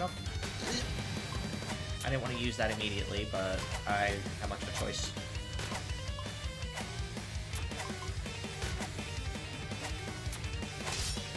Give me that. Maybe I can fire any other direction, please.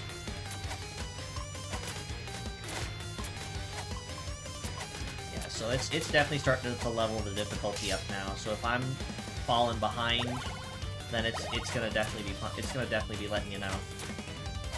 Okay, that speed bonus will definitely help me out just a little bit.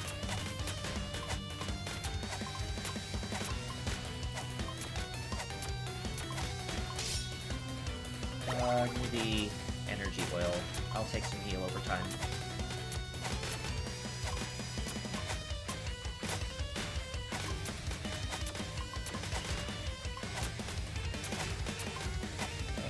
Boom.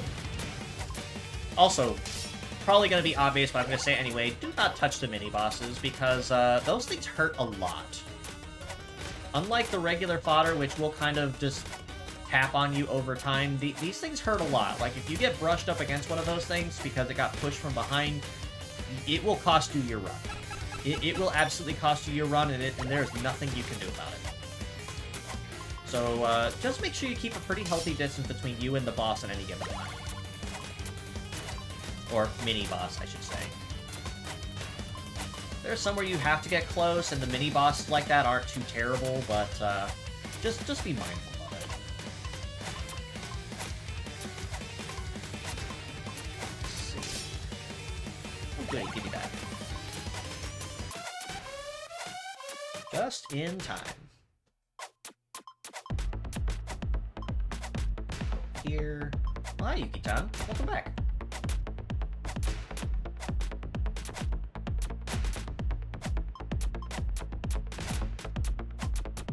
Go around this way, and like that.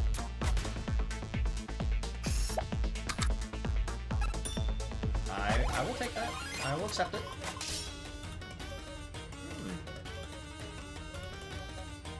You know what? I'll take it. I'll take Manjiro again. I enjoyed using Manjiro. One thing I actually really like about this game, and I think I've mentioned it prior to in other streams, in other streams in my weekly episodes and such, I really, really like that the game actually lets you sample and trial the new characters that are on the highlighted banner. So like this week and next week actually, is Jukin Manjiro. So, needless to say, as you're going through your runs, there is a chance they will pop in randomly for you to try out. I love that feature, because it doesn't just leave the character there sitting in a glass panel for you to look at, it actually lets you try them out and see if you want to go after them. So if you decide, you know, after sampling Manjiro, oh, I absolutely have to have him. He has a lot of really nice bonuses that I can make use of, and I like his attack patterns. Cool. Well, now you actually have the knowledge going in of what to expect and how he behaves, and you already know how to use him. Instead of having to sit there and learn everything he offers, how to use him effectively, you already have an idea of it. And I'm 100% on board with that. I think that's a fantastic feature. Get rid of all those. And I'm 1,000% on board with that. I love that feature. A character sampling. Give me that. I'm not really sure why they gave you the gas tank as your item of choice. You focus on gravity stuff. I would have figured cooldown or something might have been your item of choice, but I don't know. The overcharger. Do I have anyone that's at a level 5 item? I do not. So I'm just going to pick up the box.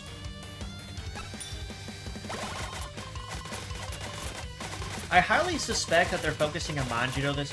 Actually, no, I think it's just random. Because they released them both at the same time, but this week's event, which I'll probably do after this stage, is focused on Juke. So I don't really know what the thought process. Maybe I'm just lucky and Manjiro just really wants to come home. I don't know. I won't say no if he does, because I really like Manjiro. And I think he would carry me for quite some time. I'll have to see if he's in the beginner pool and see if he has a chance to scoop me from there. Worst comes to worst, I just miss him. I mean, I'm not super bothered with it either way. That's actually something else I really like about the game, too, is they do the banners in sets of 2. So, like in the case you saw, God Emperor and Priority Baby were in one banner. But they don't just make the banners one time, you know, one-offs, and then you never see them again. You actually, they actually cycle the banners out very often, and they will cycle several banners at once over the course of a week. So if you decide, I don't want God Emperor or Priority Baby, or I don't need them right now, cool. Well, you have at least three other dual banners you could look at and invest in. And the best part is the pity carries between all of them. So if you pull in God Emperor and Priority Baby, and that banner closes or you miss out on it, you don't have to worry too much, because wherever you ended on that pity that you were building carries directly into the next banner, or wave of banners. I am 100% on board with that. Honestly, I love that system with the gacha. I love it. That's honestly one reason why I like the Hoyoverse, why I like Hoyoverse games so much, because it gives you the chance to kind of run back and recover from a bad roll, just because you just didn't have the luck that time around. I'm 100% okay with that. Behold my death laser!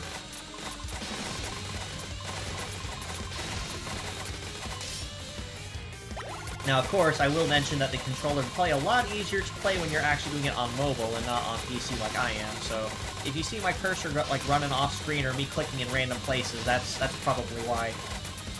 So it's obviously much easier to play that way, but it's still nice that you can do it this way too.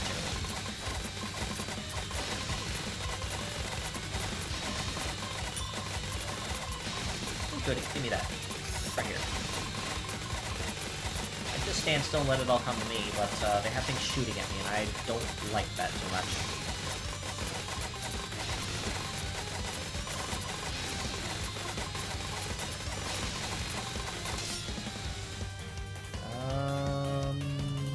Give me that. I think I should be getting one more mini-boss here in about a few seconds, and then after that I'm on my own. Let's see. Oh, there he is. Well, hi, Crimson King. Haven't seen you for a hot minute. As a fair warning, both Hell Phoenixes and Crimson Kings are the two that you want to pay attention to as horde enemies, because they will rush you in the same ways, and they are absolutely relentless. Crimson King as a boss, though, isn't bad. You'll fight him several times as a boss. He's not terrible. As a horde enemy, though, he is relentless.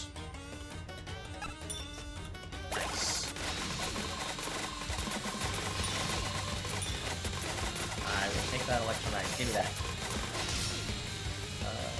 Give me that.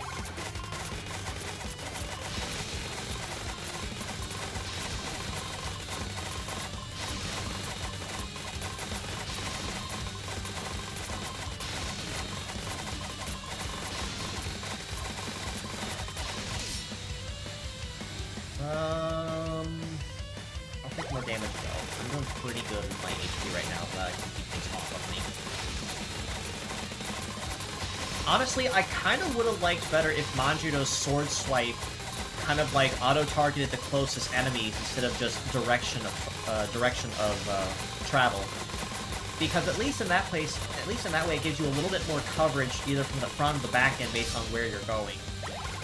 Now, I don't mind the fact it's a facing direction sword, because the Sandogasa kind of fires in other directions anyway. So you kind of have that coverage. I don't know. That's just me, though. I'm just glad they didn't butcher his name when they localized him. I'm not super keen on the idea of them renaming Juke into Zook with a Z. I don't really know what the thought process was with that one. I'm still gonna call him Juke anyway. But, I don't know. I really don't know. What I would honestly love is if maybe I could get involved, get in touch, or somebody could get me in touch with whoever was in charge of the localization team, or you know, kind of figure that out and kind of talk to somebody on it. I would love that opportunity. I just don't think it'll ever happen. I don't know, maybe if there's any Imagineer devs or Medarot company devs out there that are tuning in and watching me play this, I'd love to get in touch with you guys. I'd love to be some kind of ambassador or sponsor. I would absolutely love to do so. I've even had folks even ask if I could be on my behalf, but I don't know. It'd be nice. Probably solve my job situation right now too while you were at it.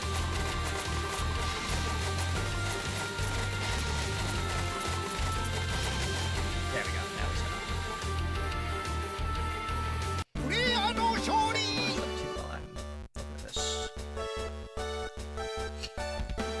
Let's see. I'm just checking other stuff too while I'm in it.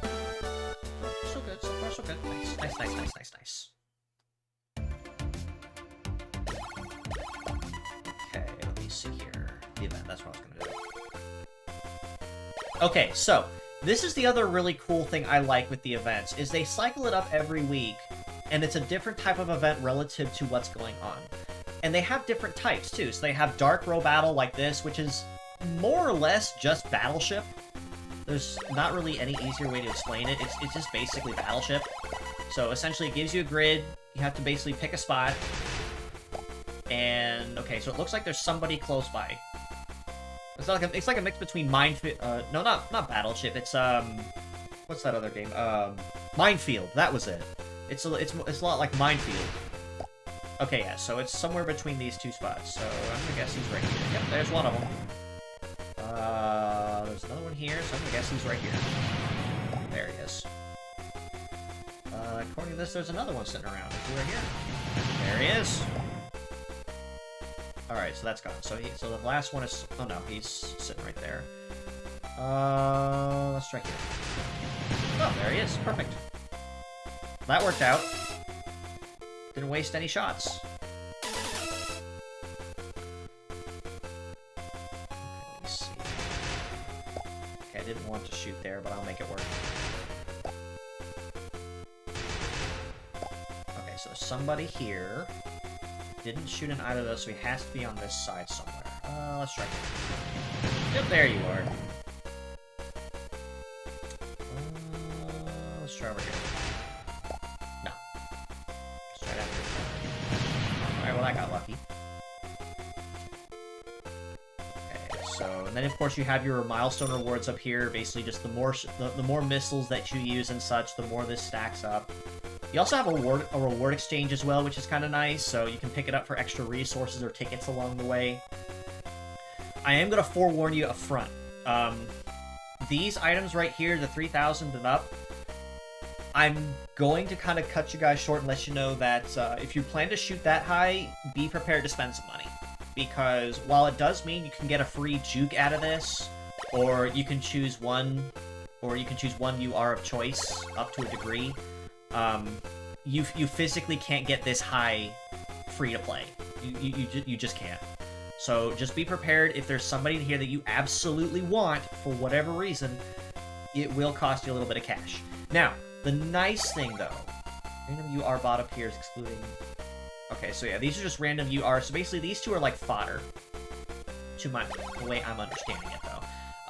This item right here actually is really, really nice, as basically this is a wild card for leveling up characters without having to use fodder characters. So I don't think I have enough to...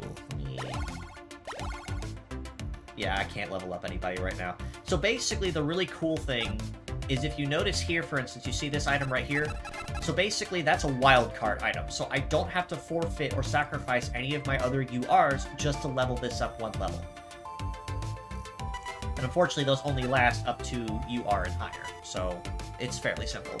However, anything from this rank and from SR and under, you only need 3 copies of it. So essentially, as you collect more fodder stuff, starting from the bottom, it's just going to kind of trickle on up. And then eventually you're just going to have a whole line of URs that you can use either for fodder or for your usual characters that you use in runs. So I like the fact it kind of builds on itself over time, and that's really nice.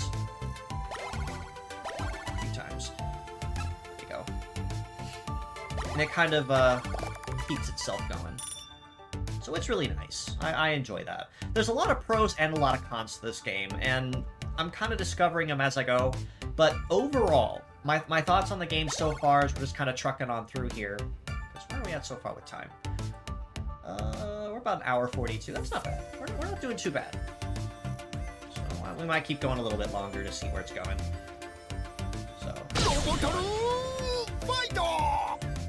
But honestly, I'm still enjoying the game, don't get me wrong. I think it's a really fun little time killer that you can pick up and put down basically anytime.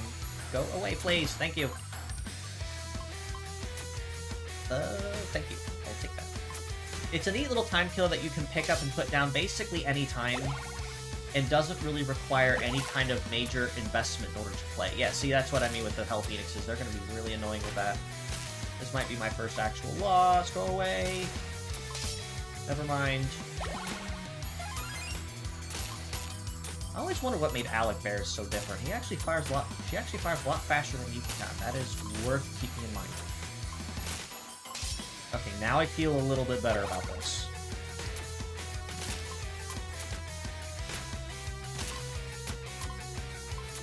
But there's also a number of things I kind of wish that they did better or that they didn't change between versions. Again, I'm going to continue to bring it up, the name changes with the localization. Like, if they already had an EN name, why change it? It's already been, it's pretty much an established name. The character has never been localized before. Why change things that you don't have to? To me, it just feels like it's just complicating things.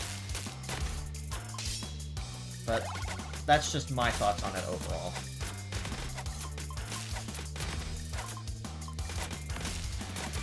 There we go. I will take that. Thank you. Do that. Okay, now I'm feeling a little bit better about this run. Increases bullet speed. You know, I've actually never really noticed too much of a difference in bullet speed, but probably because every time I actually have someone that needs it for something, it's not really like a noticeable necessity. Like, I already have, say, like, boosted projectile size, or I have reload, or something similar, and the bullet speed just isn't noticeable because I'm killing things too fast to really see it. I don't know. We'll have to see.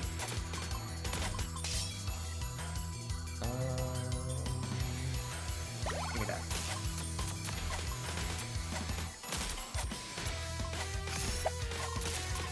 Kind of scraping the bottom of the barrel here with my stuff this run, but probably because I don't have a lot of characters either. Oh, hello again. Come on, I'm gonna have you follow me this way.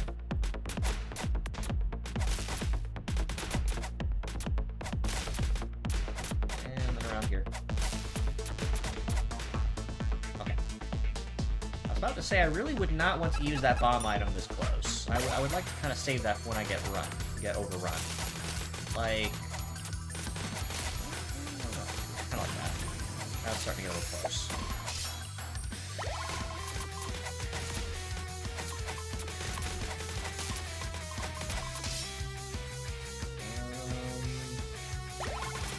That just so I can get the Ascension. Go away!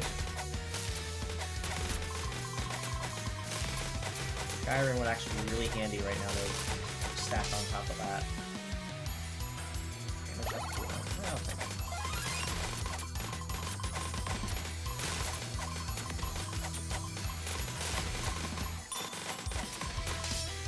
Good, give me that.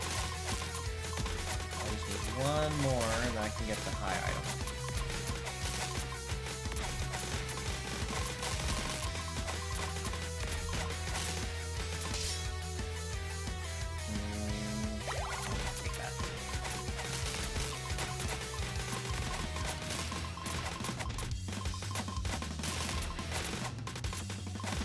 I also really like the stage variety in here too. Like, it's not really much to say too much about because you really just have wide open or you have enclosed like this. But they have their pros and cons. Go away. They have their pros and cons. So like in stages like this, you gotta be really careful with things crowding you because you can't just run in a wide circle to get rid of it. It's something you have to figure out and manage as you go. I'll get really reckless with that. See, now they're... Yeah, see, now they're starting to really push on me. Alright, that's not bad. I'll take it. I already have my free item, so I'm just gonna stick with this. Healing item down there. I'm going for it. Okay. I feel better.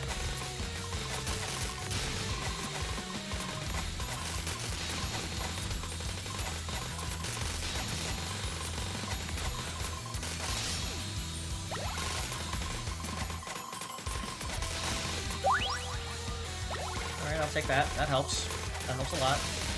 Slowing things down just a little bit and gives myself force field.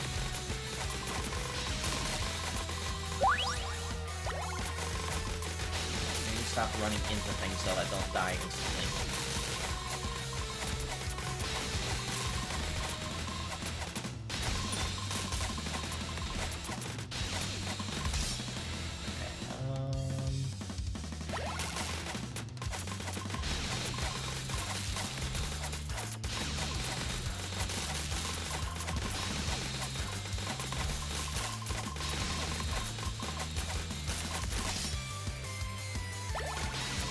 Pretty much locked in with this run with my items and such, so I'll just stick with it. I'm gonna keep going with this bullet speed. Okay, no, I'm definitely seeing that. I am definitely seeing it. Alec Bear's gravity shots are definitely firing a lot faster than they were before. I'm absolutely noticing that now. Okay. It's just with some things you don't see it as you just don't see it as easy as others.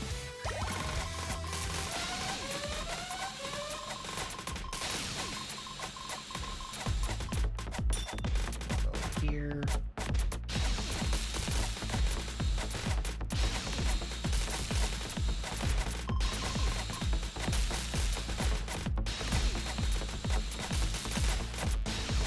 The other nice thing too, depending on what it is, you can use your surroundings as shields.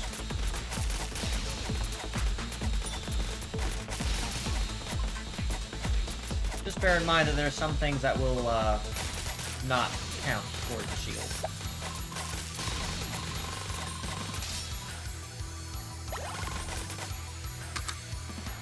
What's in the box? I will take it.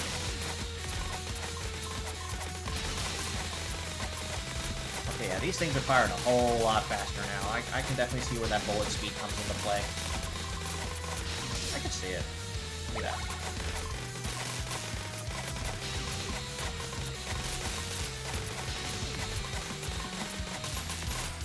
I have the Doom Laser. I now feel much better about this run.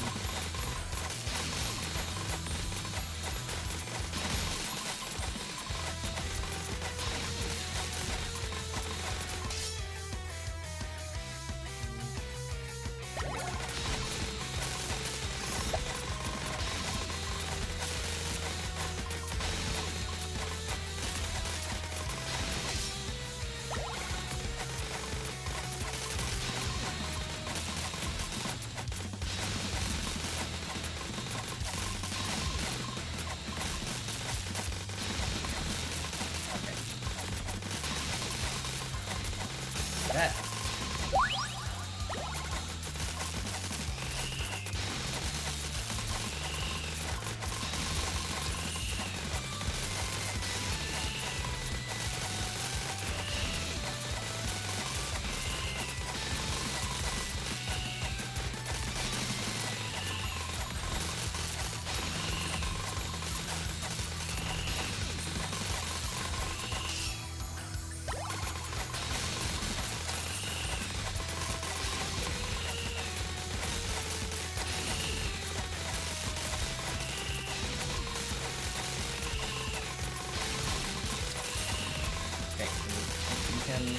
Take the bucket now, please.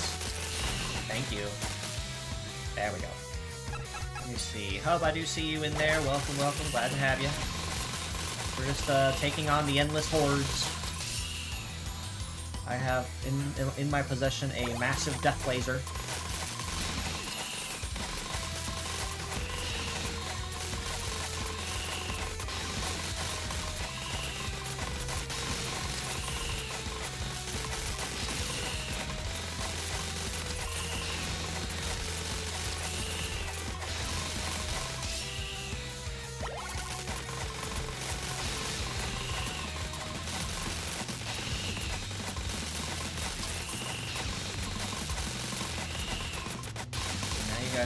crowd me just a little bit, so I'm just gonna kind of bob and weave my way up to go see what those things are.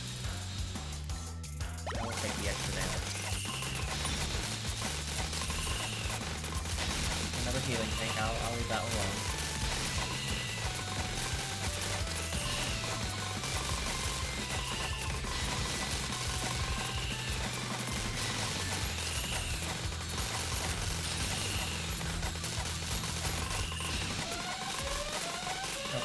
Made it to the boss. I am moderately safe.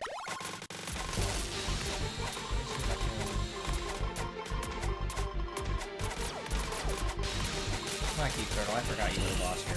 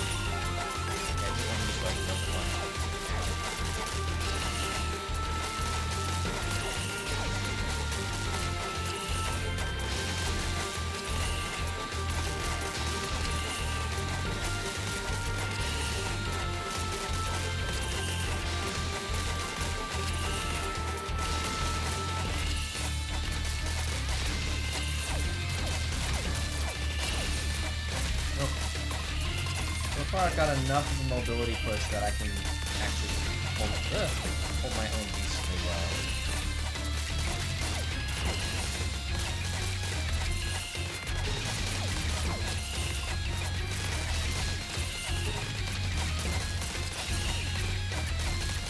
Okay. I think I got him. Yep, I got him. Nice.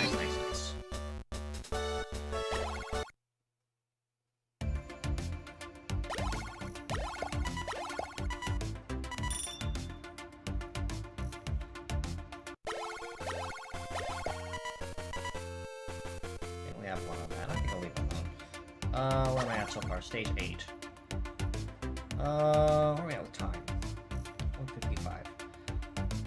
I'll tell you what. How about what if we keep going up till about stage 10 and see where we're at, and then from there, if we decide that we're done, I can go ahead and call it, and we will figure something else out from there. I definitely don't think I'll have enough to go a full 30, a full 10 poll in this single stream unless I want to go on for like 6 hours. But let me see. Okay, yeah. So basically, this pool has essentially everybody. Let me see what the name changes here. Enswite kept the name. Omega Stag, Metal Eater, Fierce Gambit. Okay, that one I can kind of see. I'm kind of okay with that name, mostly because Atsui Ziota is kind of funky to say. So that one's okay. Cheerful Bunny, Panzer Krieger, Spotlight Regina. Holy Menu. I can see it, because, again, Spanagmanog is also kind of a really funky thing to say out of your mouth. Nyx Fatalis is really cool sounding. I understand fully why they would have changed this one, because its actual translated name is Zero Suicide. Eggs Out, I have no clue why they did that. I have no clue whatsoever. I see where they got it from, but it makes zero sense to me. Claw Ray, I can see it, mostly because of the Ian version with Stingray. I can see it. I don't really care much for it, but I can see it, especially since even though his original was Hopping Star. Raven LaFay, Morgan Roof, I can see it. Pink Dia, that is criminal. That is absolutely criminal. You should not do that to my gal Hardness then. You should not do that. Mostly because I can see where they get it from, but mostly because the name Hardness 10 also actually has a reference to it. There's a reason she's called that. So that, I believe, is absolutely criminal. That should not have happened at all. Ninefold Heart, I personally don't think too much about it. But then again, Coco no Elegy also is kind of a mouthful too. Cheatrex, Evil Rex, I can see it. doesn't make a lot of sense to me. Sadashina absolutely makes sense to me, because Sadashina Hime is also quite a mouthful, but it also kind of detracts from the fact that she is an Oni princess type. Spiralox, I've made comments on before, that makes zero sense to me. I don't see why it's there. Deer Blue, I don't know. Deer Stage makes more sense to me given that she's a pop idol type. Ghost Ship Stayed, Arc Beetle Stayed, Ozaruler Stayed, Fancy Ale Cross Messiah Stayed. World Cup to World Cap I'm not bothered with, it's most likely just a spelling thing. Robo Emperor kept his name. And then pretty much all the other names from there. Civetta I've mentioned before, Sarcophabat I think is silly. Paddle Pal I think is silly. Little Lacy Stay, just change the spelling. Tornador I think is really stupid. I really don't think that one should have fed. Jungarian I'm not bothered with. Pom Pom Pal I don't really care too much for either. So I don't know. Like, there's a handful of names I'm okay with because they make better sense or they're easier to roll off the tongue than their JP names. But at the same time, some of them I just think were unnecessary. Or in some cases, the names were cherry-picked to where some were changed and some were not. Like, Enswy and Omega Stack were left alone. Metal Eater was left alone. But then, again, you go down to like Holy Main U or Exout or Claw Ray, and it doesn't make sense to me. Now, like I said, that would probably get changed if I had a chance to speak with somebody who was in charge of that. But that chance will probably never come unless someone actually reaches out to me to talk about that, which I would love to. I would absolutely love to have whoever was in charge of the localization team on board with the MNN as a guest host and kind of talk about that. I would love that opportunity to, and just kind of get inside their head and kind of understand where they were coming from with it. But that's just my take on it. So it looks like I can't actually do the multi in singles, so I guess I'm just gonna take a look at what else is here. Let's see who else is here I could push for. Yeah, so Heliolausus, it's mostly just a contraction. I'm not bothered with it, but it feels weird. To me, anyway. Those are all the Meta Pico banners that are officially up and running now. Okay, I got a bunch of these. I'm just gonna go ahead and use those. This is basically just rolling through all the fodder.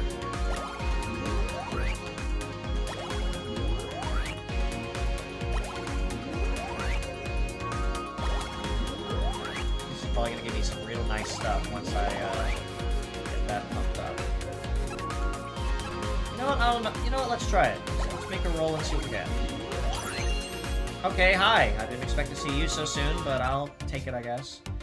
So now you'll see as well the synthesis is highlighted because now I have a bunch of fodder I can use. I love the batch synthesis because it makes it easy just to do a bunch of them at once. Makes it really nice and easy. Okay, so what do you do? Okay, melee damage reduced, damage received reduced. Okay, what does this do? Holy power. That is a straight upgrade. Give me that. Come here, you. That helps out a lot. Stuff here I can use. And I ran out of money.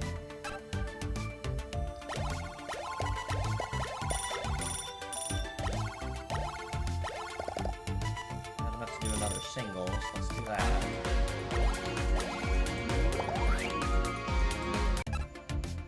I'm not going to be too bothered if I end up getting, you know, the highlighted model or not on this account, only until it actually becomes a necessity. And I'm just going to kind of see from there how far it goes. What I'm going to try doing from here, though, is I'm going to try the 1.5 speed and see how well I can keep up with that. Because I really like they add that feature on here, which makes it really easy to do a bunch of stuff quickly. So if you really don't have time to sit there for a whole round, you kind of keep things going without having to wait. Oh, hi, Juke. I was wondering when I was going to see you. Okay, okay. What is your Ascension item requirement? Oh, you require the EXP item. Okay, that's a start. I don't see a lot of people needing that too often.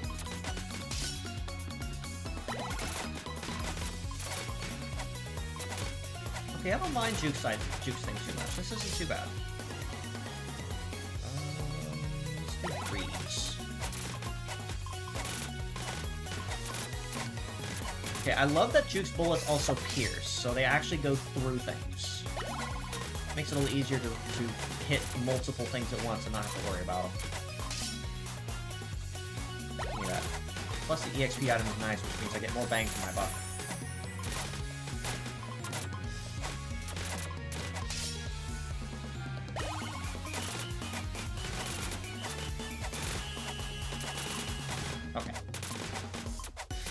Holding myself a little easier this time around, probably because I actually have room to move. Box, box, what's in the box? That was a very nice box. Well, I guess I'm gonna get Greed's full Ascension item right away. That helps. That.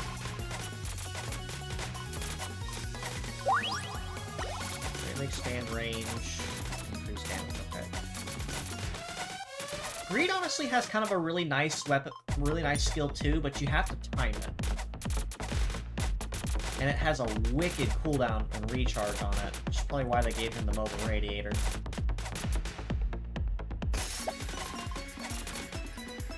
What's in the box? I will take what's in that box.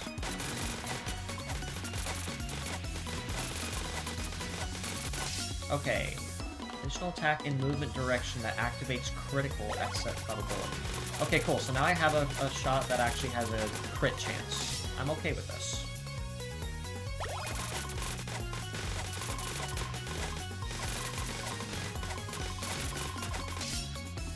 We'll do that just so I can keep my backside covered.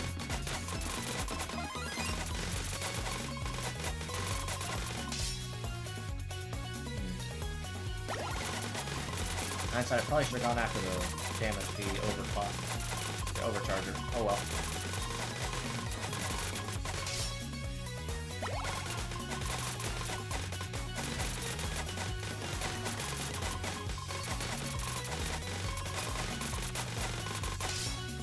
Now you're starting to crowd me a little bit. Stay on the move.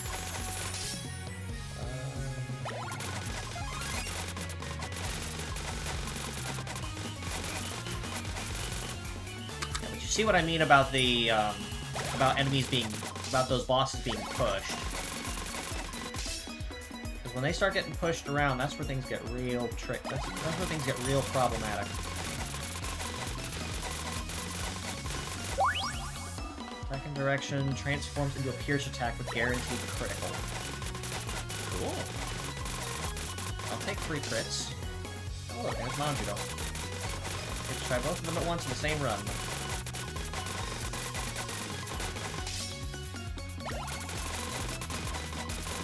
That.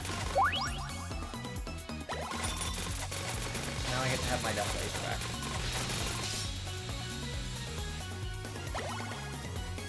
Take that finally, because I missed it 3 times. Another HP box I left sitting around.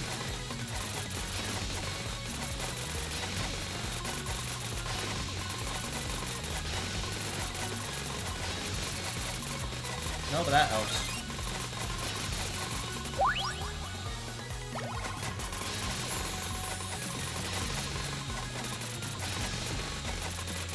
Okay, I can see why Juke is pretty solid. Because those rapid bullets are actually really handy.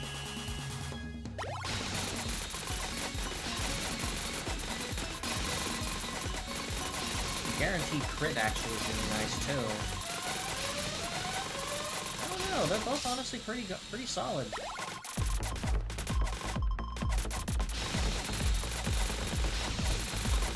And they auto home, that makes using them even better.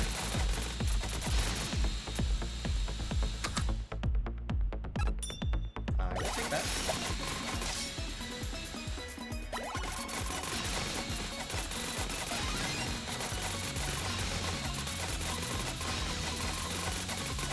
that.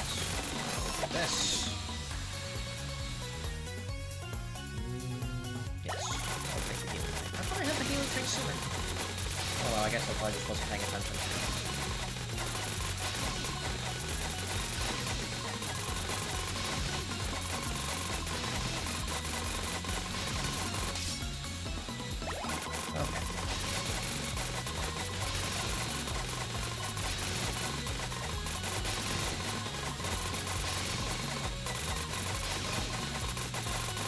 I wish I had the item magnet like I did as passive in my main account, but that's just something I got used to.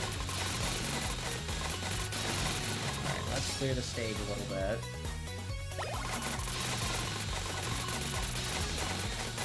I'm missing the Ascension item for Manjiro. I want to keep that spot open. I don't know if I'm going to get it in time, though. Let's find out. I will take cooldown. Oh, that's nice. Oh, there it is. That makes it easy.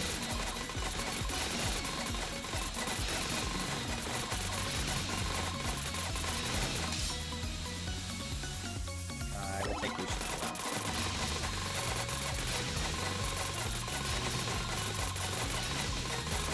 Let's see if maybe I can get Manjiro's item evolved before the end of the full boss. I should be able to.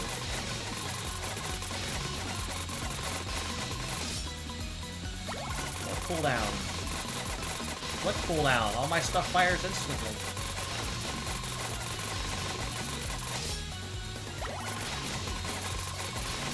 Hordes? What hordes? I don't see anything. I see a bunch of numbers.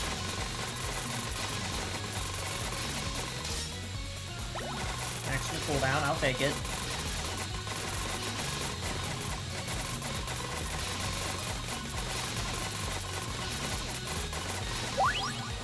There we go, now I got it.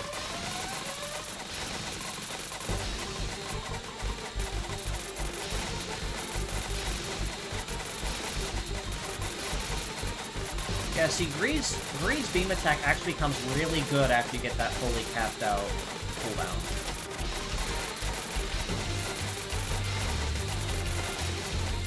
Unfortunately, it just has such a massive cooldown on its own that it becomes really difficult to use. You can't really rely on it.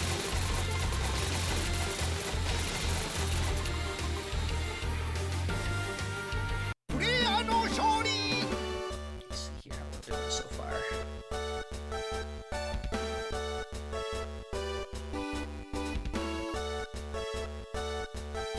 Let's see, everything's looking pretty good.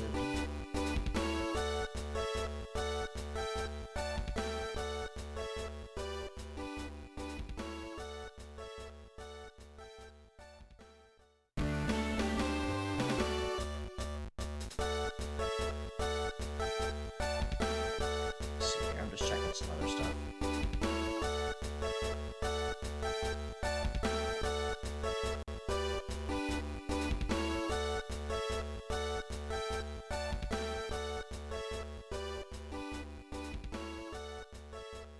Okay, let me see here. Okay, everything's looking pretty good. Alright, perfect. Go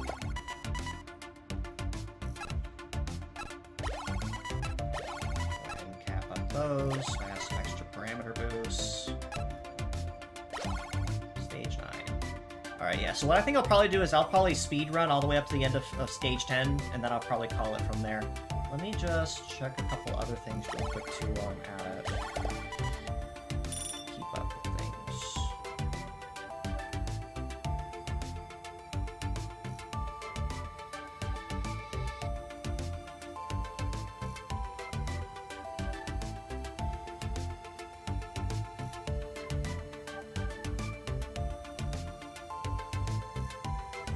Let's see here. Hold on one second.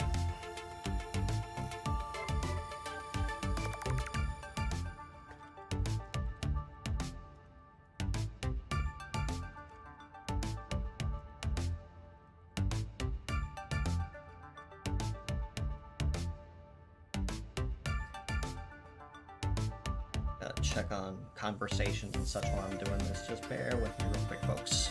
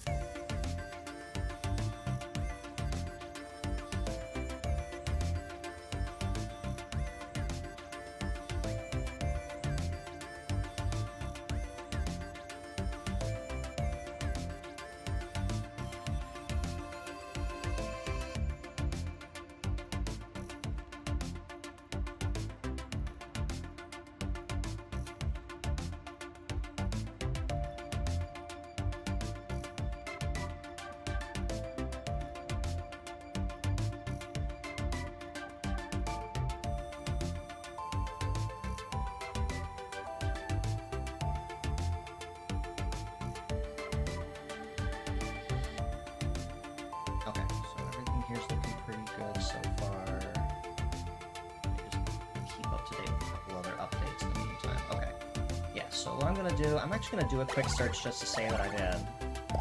Because there actually was a mission that required me to do it.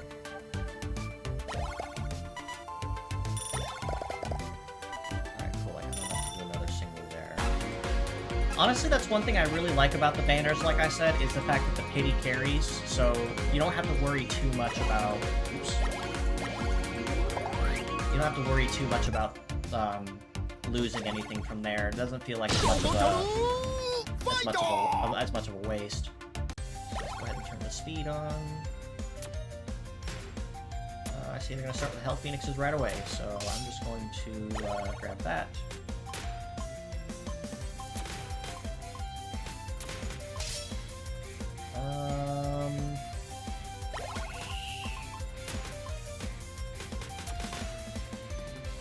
To be honest, I kind of like Gottschalk's attack.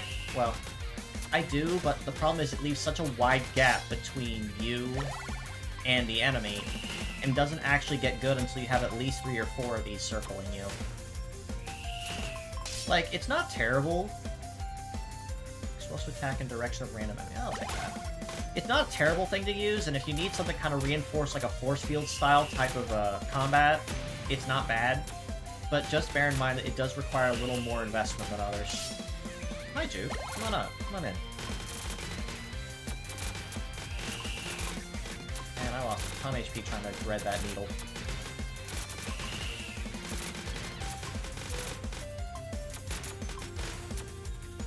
Box. What's in the box? Alright, I'll take that, I guess. I don't want any of these.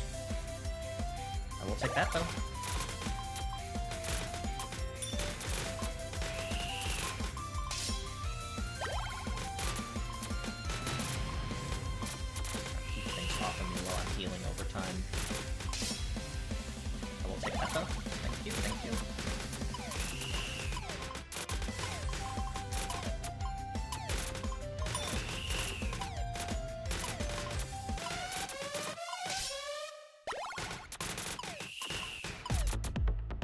DPS one support item right now, so I'm going for it.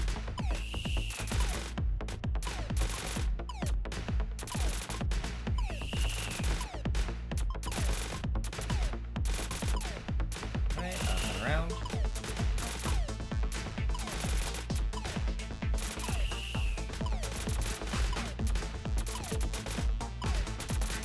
Okay.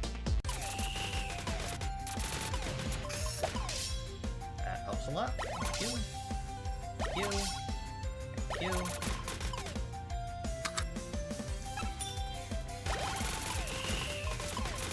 Now I feel better about the run. I wonder why they gave the EXP disc item for Juke. That's kind of a really weird choice. Really weird take.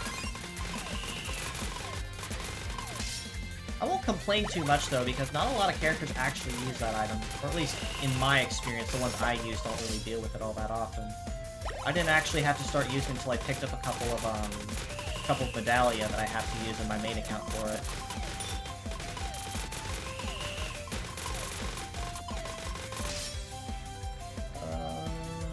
Another tornado.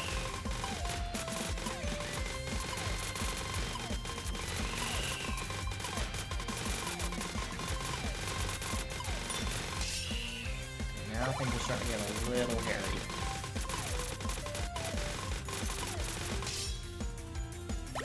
Let's slow this down just a little bit so I actually can breathe a little easier.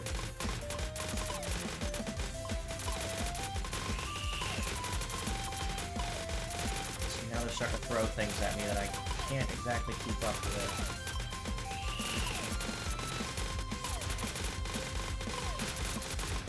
Grab the box. Okay, that's not super helpful to me right now. Okay, maybe it is kind of.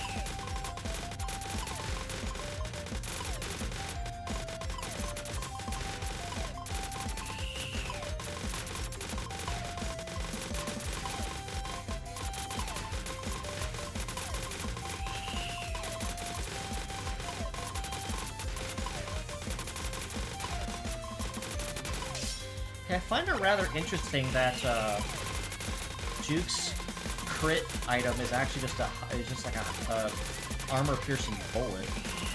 But honestly, I guess that kind of makes sense, though. Especially given Juke's kit having both power rifle and mega gatling in the main games. So, I can kind of see that. Oh, I see, and then the evolve skill, the bullet becomes a charged particle attack. Okay, I see it. I see it. That makes a lot of sense. Okay, now I'm feeling a little bit more comfortable, but I want to keep it slower just so I can pay closer attention, because I don't want to get overrun and fudge the run.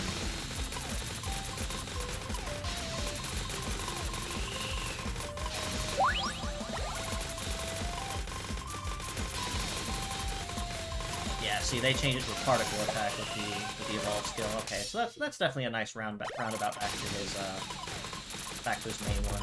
I get it. I'm okay with it.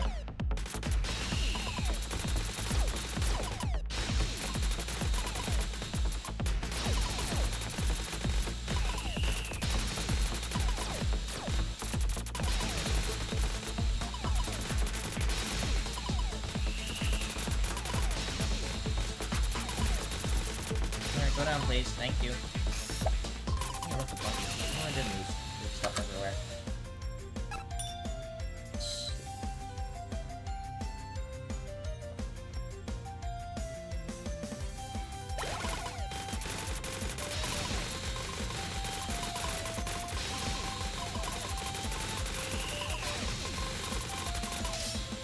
Honestly, I kind of like both Juke and Manjito's skills. Like, I could honestly get either of them and not really complain too much, because they're not shabby.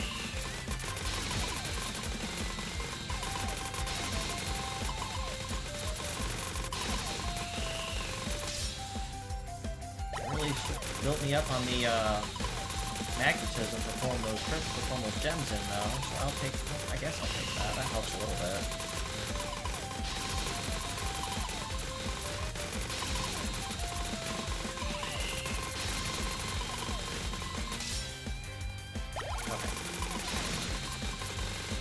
Speed it up just a little bit. I'm feeling pretty good now.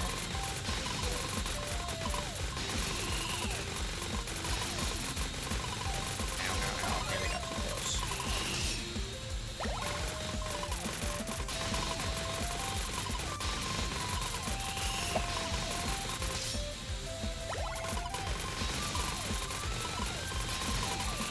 I've seen some Shin Saber back there.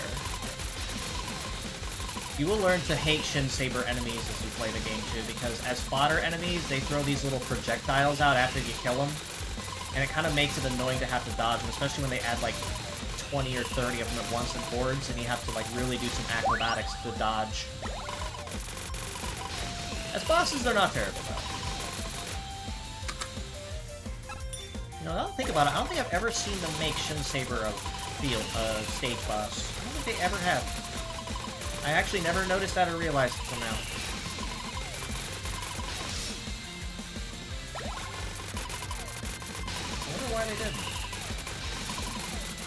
There's the enemy. Take that.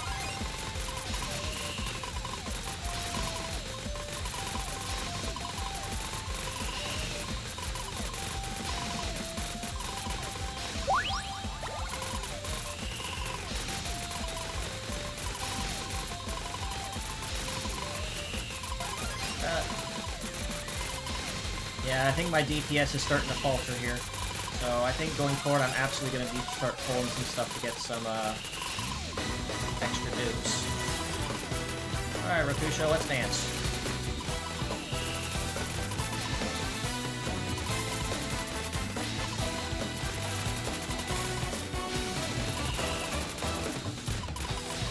Okay, I kind of see Juke's attack pattern now. So he fires the stream of bullets, and then he fires the charge shot. I need to move.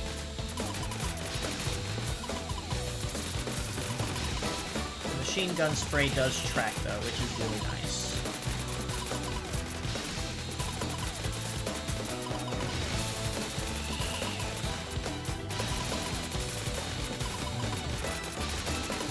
There we go. I love that the attack time is just a little bit generous, too, once you kind of understand the pattern of the swiping and the running. when they start introducing new ones after, like, stage 60 or 70, I think that they start adding things like whacks and slams on the ground. And they start really getting into the ones that actually don't give you any reaction time at all.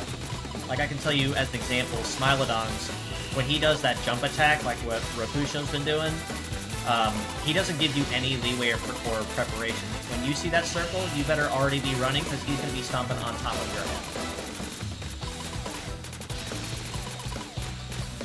There's actually a couple that do the same thing like that, too, but it's just mostly just to spike to keep the difficulty spike up.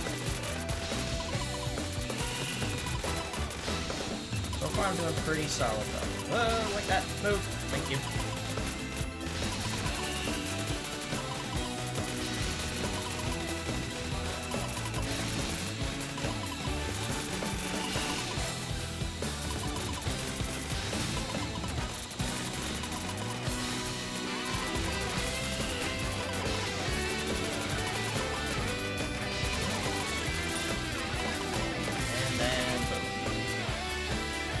Alright. And he's all taking care.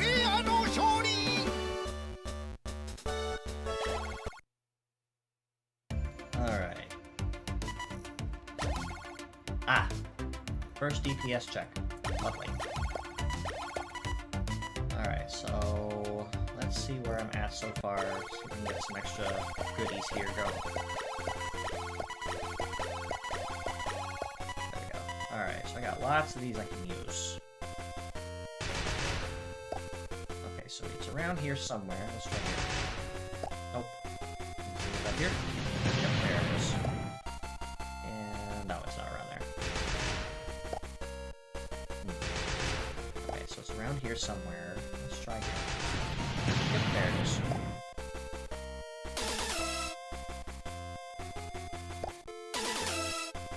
Alright, so Dark Row Battle featuring the Kudos.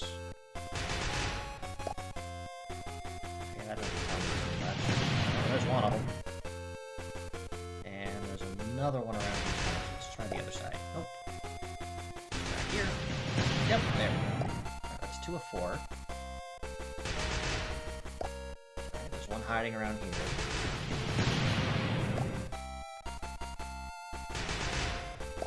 Nope. Nope. Let's try down here. Alright, he's around here.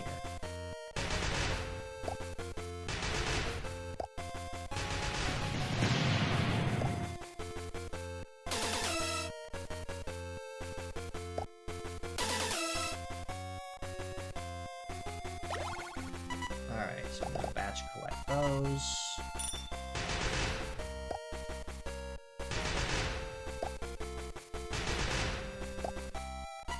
Ah, I ran out. Oh well. Those will be there waiting for me. They're not going anywhere. Let's see. More fodder.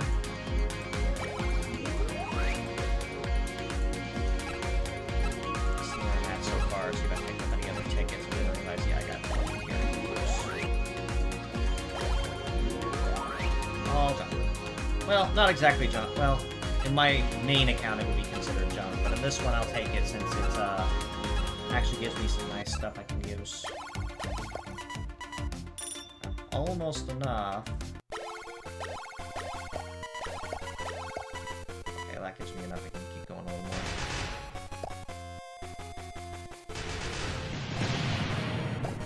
One.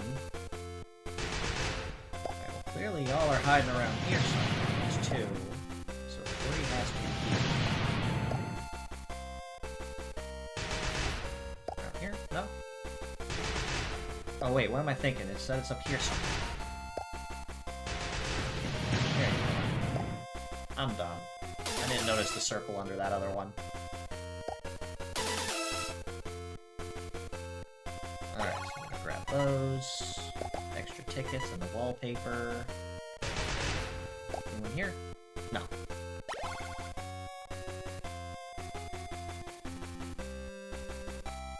Honestly, I will use that for the specialized ticket. Now, something I want to mention with these tickets, by the way, you notice there's like 2 different purple ones. This one here is for the actual highlighted banner for the week, so in this case it's for Duke and Manjuro's banner. The other ones are for the general pickup pool banner, and you'll see the difference on that, you know, as you play. And I didn't get anything out of those either, but I'm not bothered. Let me see. Okay, so let's go in here and do some batch synthesis. Yeah, that'll give me a bunch of extra stuff I can use. I actually have some good money here, so let's go ahead and level these up a little bit. That'll kind of keep my power output up just a bit. I noticed I was starting to fall behind, and I was not killing things as quickly. And that becomes a problem eventually. Go back in here and check on those other banners.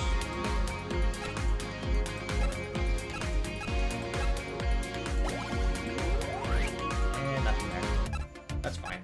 That's fine, that's fine, that's fine.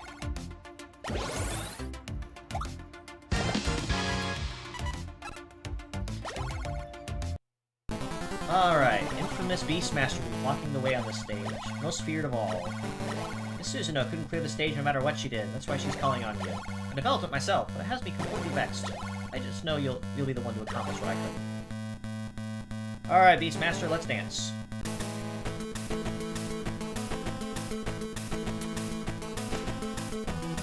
Oh, yeah, now they're... Yeah, see, now they're... This is definitely a DPS team comp check.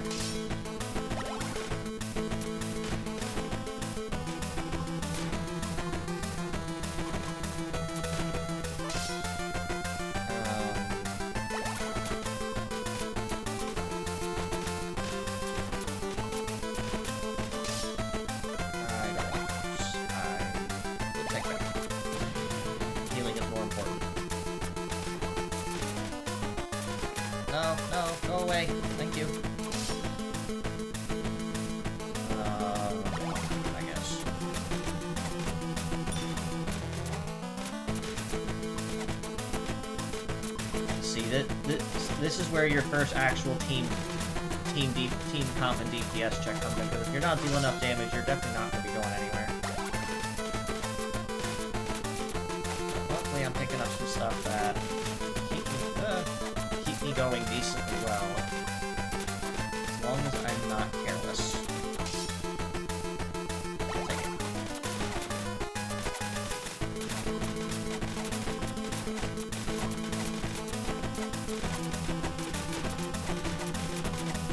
Hoping the Hell Phoenix just would have been gone.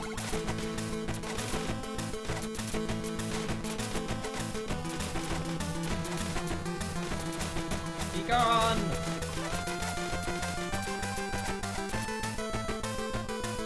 What's in the box?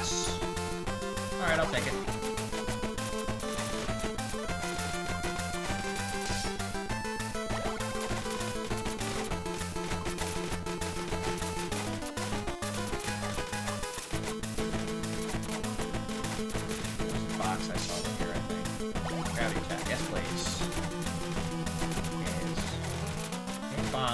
I'll take bombs if I get caught in a pinch. There's 3 on the field. Why do I need 3? Actually, you know what? I won't complain with that, because if I have to really punch things in a pinch, I would much rather be able to clear the screen.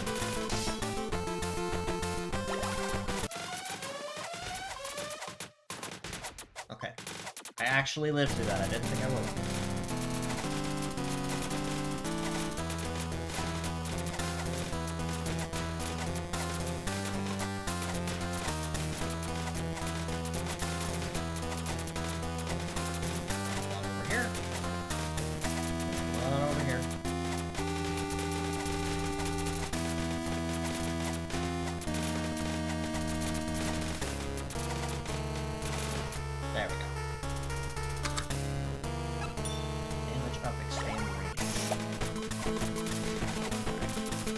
Pretty good, pretty much right where you left off.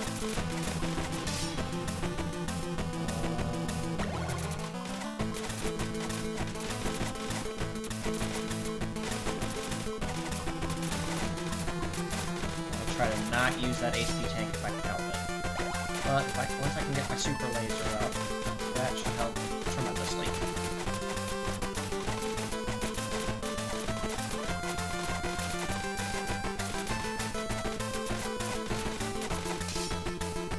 I'll take that. Yeah, they are getting real stingy on the HP tanks on this one.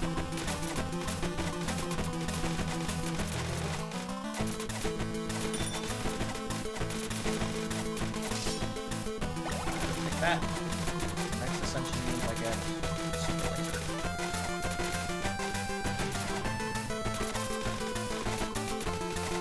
Honestly, I'm not super bothered with Beastmaster only because I actually know his attack pattern from my JP account, so I'm not super worried about it. It will be kind of nasty. It will be kind of messy because he is the first actual, you know, like real boss DPS check, but his attack patterns aren't terrible. You just have to kind of know what you're going into.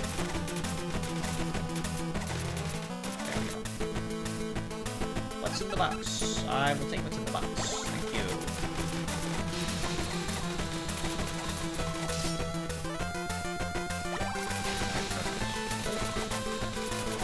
I'm not fast enough, so do not get reckless.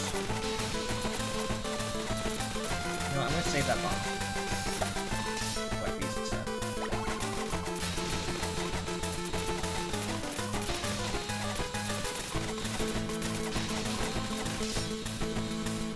Don't have the item required for the Lara, so I'm just going to keep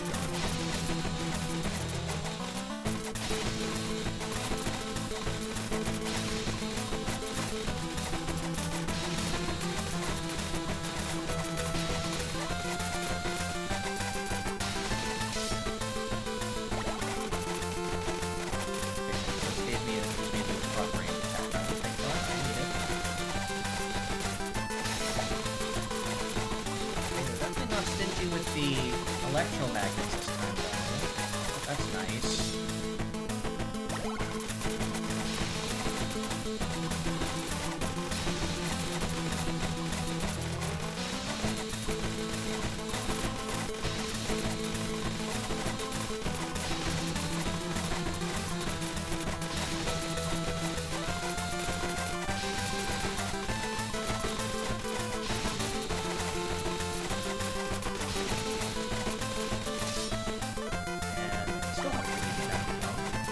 That bomb. Okay, that's fine. We got an extra.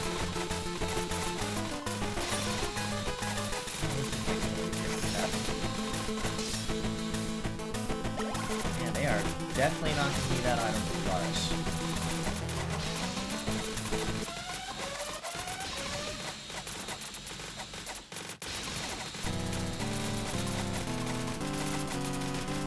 My hell, Phoenix. Yeah, you. Over here.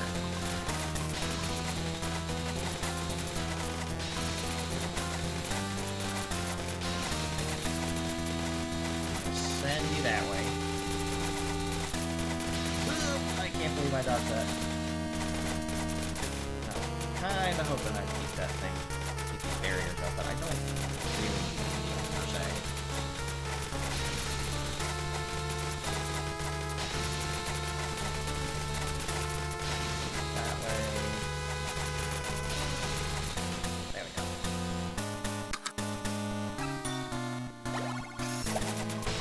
Alright, here we go. Third phase. Or third wave, I should say.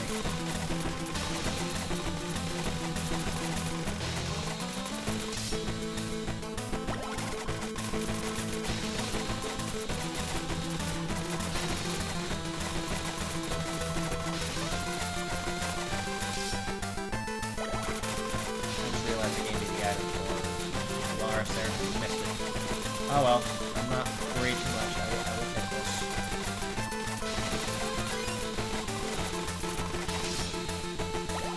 I guess I'm going to be getting the big chicken bump stick. I will take that. It's also a pretty nice item to have.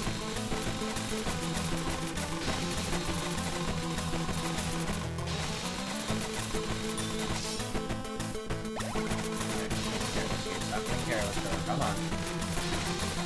Don't blow it now. You're almost there.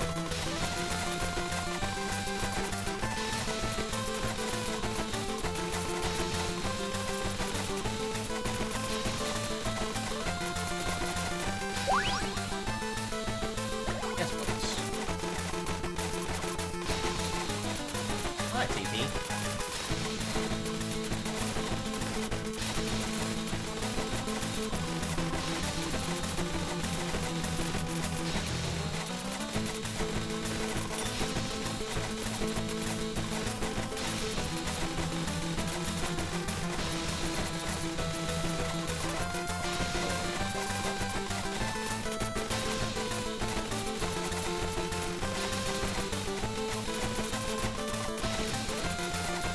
Honestly, aside from getting shot at, I'm impressed how I'm actually keeping the fodder off my tail. And you will not give me that overcharge for the life of you, will you? Come on. A little more. Thank you. That's so fun. Missing items for Ptolemy Varus. So let me see if I can maybe sneak another level here.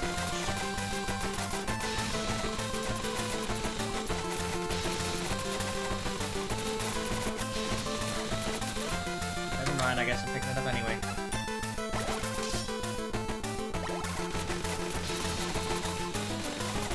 Yes, now it's starting to get a little hairy. Please, thank you.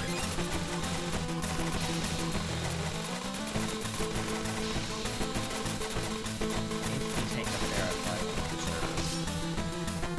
Where's the item?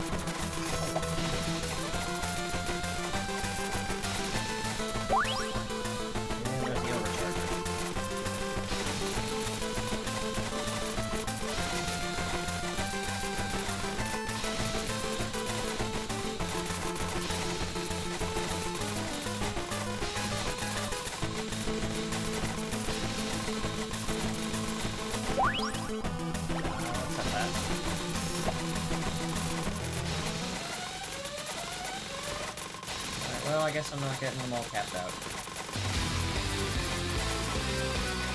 Alright, Beastmaster, let's dance. I forgot you shoot at me.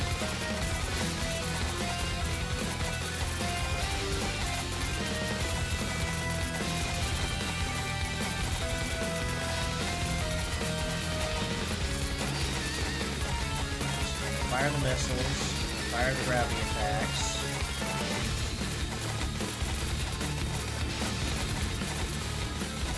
Shoot at me with lasers.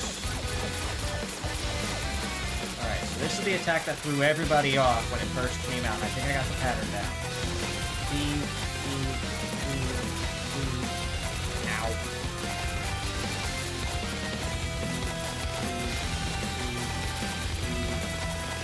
There we go. I'm gonna send you over here. Chase me.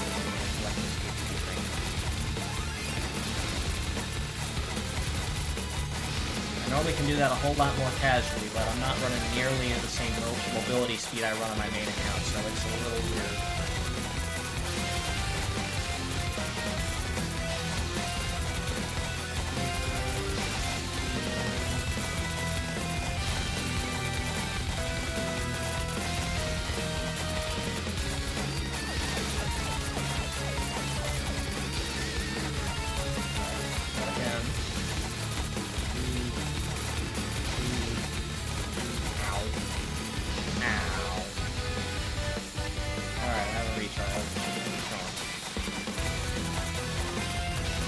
Hide behind the wall this time. I'm not gonna get that scene. I kinda don't want to lose my progress on clearing this.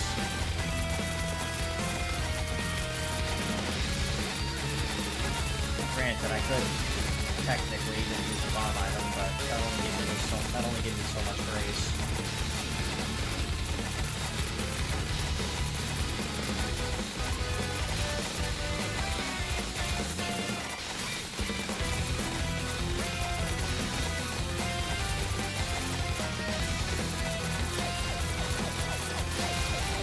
To the wall!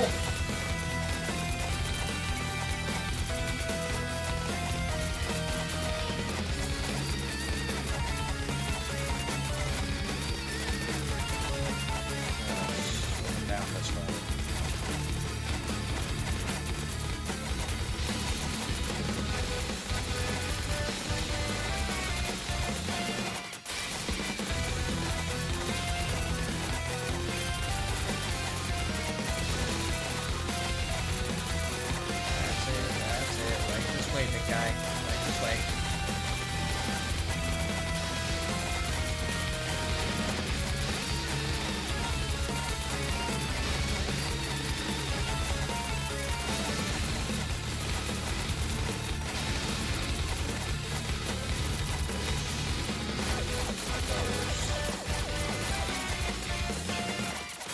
Hide behind the wall over here.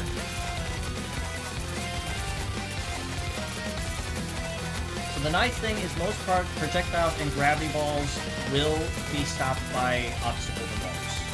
Things like lasers, on the other hand, will not. So something to keep in mind as you're playing. If you're shooting a laser, walls will not save you. In most other situations, these walls definitely.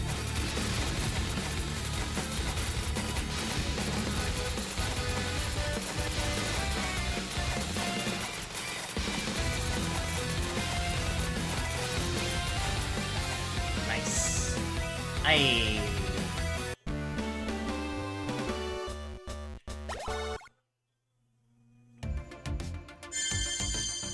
Over limit mode.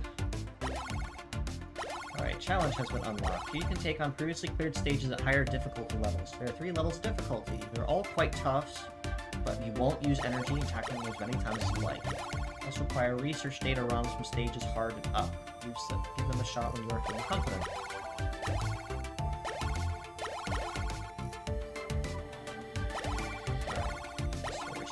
Here, challenges are quite difficult. Okay, so this is actually the other part of the other part I actually really like is the challenge mode. Basically, if you've already cleared a level, it'll kind of give you another challenge to go back and try it again with a slightly higher difficulty. And then, as you see here, if you have the bots equipped in the team that they're listing, you already start them off at level 2. So you already get a little bit of a head start if you actually have something going. You don't have to use them at that level, though. If you already have a good team and don't need them, great. That's up to you. But it's another shot at some extra rewards, which is always nice. Over limit mode is also pretty nice, too. Here you can adjust limit settings to take on difficult stages under a variety of conditions. Each setting has been assigned limit score. The higher the limit, the greater the difficulty. You can acquire valuable items based on highest limit score you achieve during the period. Estimate chance of winning can be set under set condition to be displayed with the win probability.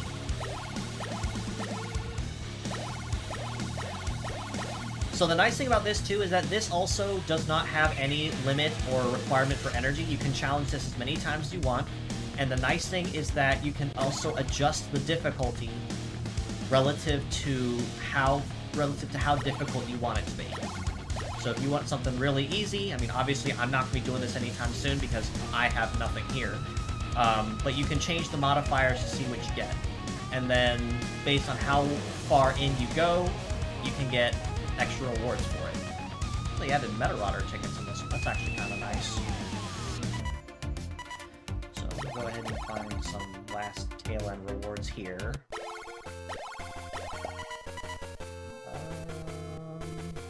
Let's try a few. Nope, I get a free shot, so let's try that. Nope. Okay. But, honestly, I'd say that basically does it for Meta Survivor, for the global. Honestly, I'm really happy over the fact that it is global and localized in English. I'm really, really happy about that and excited to see how well it's received and it's played as far as metrics are concerned, because that's kind of what ultimately matters at the end of the day, is if it actually, you know, sells well, if it actually has a large player base and such. That's kind of what ultimately matters, and I get it. As far as concerns are, mechanically, I've kind of already covered my big nitpicks with it. But as long as you're playing casually, or you really don't plan to play too terribly often or really get into higher difficulties, that's kind of a non-issue. Is the fact that in order for you to actually level up stuff, it requires you to have duplicates of the characters. Now, in some cases, like a lot of the fodder units, getting those duplicates really isn't a problem, because you're going to be seeing those in abundance the longer you play, and you'll be getting them almost through every run you do. But for the SP ones, the pickup models, those are a lot harder, because once you get it up to UR+2, which is the highest you can cap the ultra rares, that's kind of it. And at that point, you start to curb your own progress because you're not dealing you're not dealing enough damage, and your metal levels only cap up to a certain point relative to the bots level. The other big nitpick I have, well, actually I have three. The second, which is kind of tied with that, is the acquisition of rubies and gems along the way. If you're starting out, they tend to give it to you fairly generously, so it's not a really big problem. But then once you get into late game and you're kind of established in it, it becomes extremely difficult to be able to maintain that currency without dropping a few bucks every now and then. But again, if you're only playing casually just as a time killer and nothing more, that's more or less a non-issue. The other big problem I have with it, and it's probably the biggest issue I have with the game, with the localized version of the game currently, is its localization of names. Now, I've kind of gone over them and I've harped on them on or off as, you know, through the stream as it's progressed. And I'm not saying that they're particularly terrible. Okay, yeah, I take that back. There actually are a couple names that are actually really stupid sounding. But I'd really love to try to get into the head of the Medarot team and kind of figure out what they were thinking when they were doing those names, and kind of see if I can understand it from their perspective. Because, in my opinion, if it didn't have a localized name already, there really wasn't any need to make one. So, like, for instance, Totalizer. Yeah, everyone knows him because he's had an English name, Totalizer. But Gatsurin or Swimmermaids or someone else, I didn't see the need or the reason that they have to get a name change. It just doesn't make sense to me. Why not just incorporate the names translated as they are and not cherry pick what names you localize and which ones you don't? Now, in some names, I can understand that, where it would be required or heavily encouraged based on the name of the model, i.e. Zero Suicide. That one I'll understand. I will completely own up to that one. It's fine. That one's name has a reasonable justification for changing. I get it. But everyone else, I feel, was just very heavily cherry-picked to the point where they left some and they picked others with no real rhyme or reason.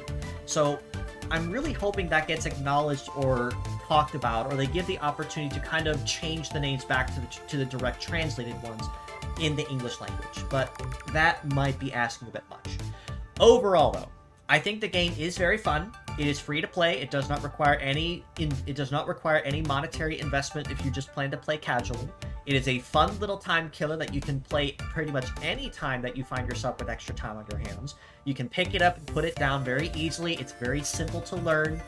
Re-rolling is actually very, very easy once you get into a rhythm with it. You don't even have to think about it. But ultimately, I'm excited. I'm very happy that it's in English. It's so nice to see Metsubi come back to the West with everything. What I'm actually going to end up doing, actually, yeah, let me go ahead and do that, is let me go ahead and run quick battles just so I can get the energy burn. Oops. Yeah, I didn't want to do that.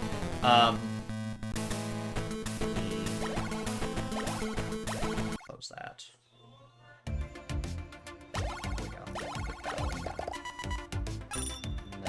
Some batch synthesis here. Yeah. So ultimately, the other big thing is, much like with any other Survivors type game, you will start on the lower end of the difficulty on purpose because they kind of expect you to play again and again. And the more levels you get and the more passes you unlock through the research and such, the easier it gets progressively to play because you're kind of investing into it with time more than money. But ultimately, it's nice. It's got lots of mini games that they cycle through each week to keep things fresh, lots of different models. The artists that weigh in on everything is also crazy too. I'm super excited for those. But ultimately, like I said, it's a fun little game. It doesn't require a lot of heavy that here. There we go, so I can just hear myself think. It's a fun little game. I greatly enjoy it. I will definitely be sticking with my main account on my phone as is, and probably keep this one up on stream. I do have one other question before I do wrap up here. What are your thoughts ultimately? You guys can leave this in the comments too if you missed the stream and go back and watch it.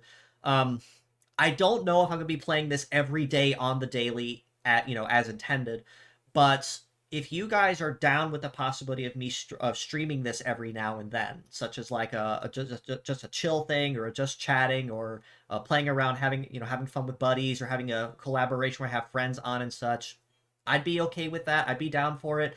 Um, I just want to kind of leave it up to you guys. If you guys want to see more Meta Survivor, then the account's created for the stream, and I can invest with it over time, and it can be something that we grow together. Otherwise, then I probably don't see me touching this more often, and I may switch back over and play on my main one next time I play on stream. But I don't know. I'll leave it up to you guys. Ultimately, that basically does it for as far as the game is concerned, and wanting to play and have you guys hang out with me for a while. I do greatly appreciate it, and supporting Imagineer in solidarity for Meta Survivor's global release. As far as what else is to announce, I also do want to apologize. I meant to say this, but when I got started and got sidetracked, about the lack of me streaming and staying up to date with you guys with that. It's been kind of tough mentally over the last couple months because the job market is horribly pathetic, but I don't need to go into detail over that. So I've not really been in the best headspace to really want to stream anything or play anything online with you guys and do any Let's Plays, whatever, or any of my collaborations for my Orimedo design streams or such. I really want to get back into that. I'm gonna try to through the month of March, as I can, and try to coordinate with that, as well as any VTube 64 models that I've had on the back burner, not had the chance to touch for a while. I fell behind on that on purpose, like I said, because I've just not been in the right headspace with everything, and I want to try to get back on that and try to get the ball rolling on that here sometime through this next month, because I feel kind of bad that I've had all this time and not used it to stream properly. So I do apologize for that, and I'll try to get better with it. But as far as other stuff is concerned, Medarot S, the Zoids collaboration will be starting up tomorrow with Liger Schneider and Liger Panzer, with all the previous Zoids models also coming back up to join the fray with that as well.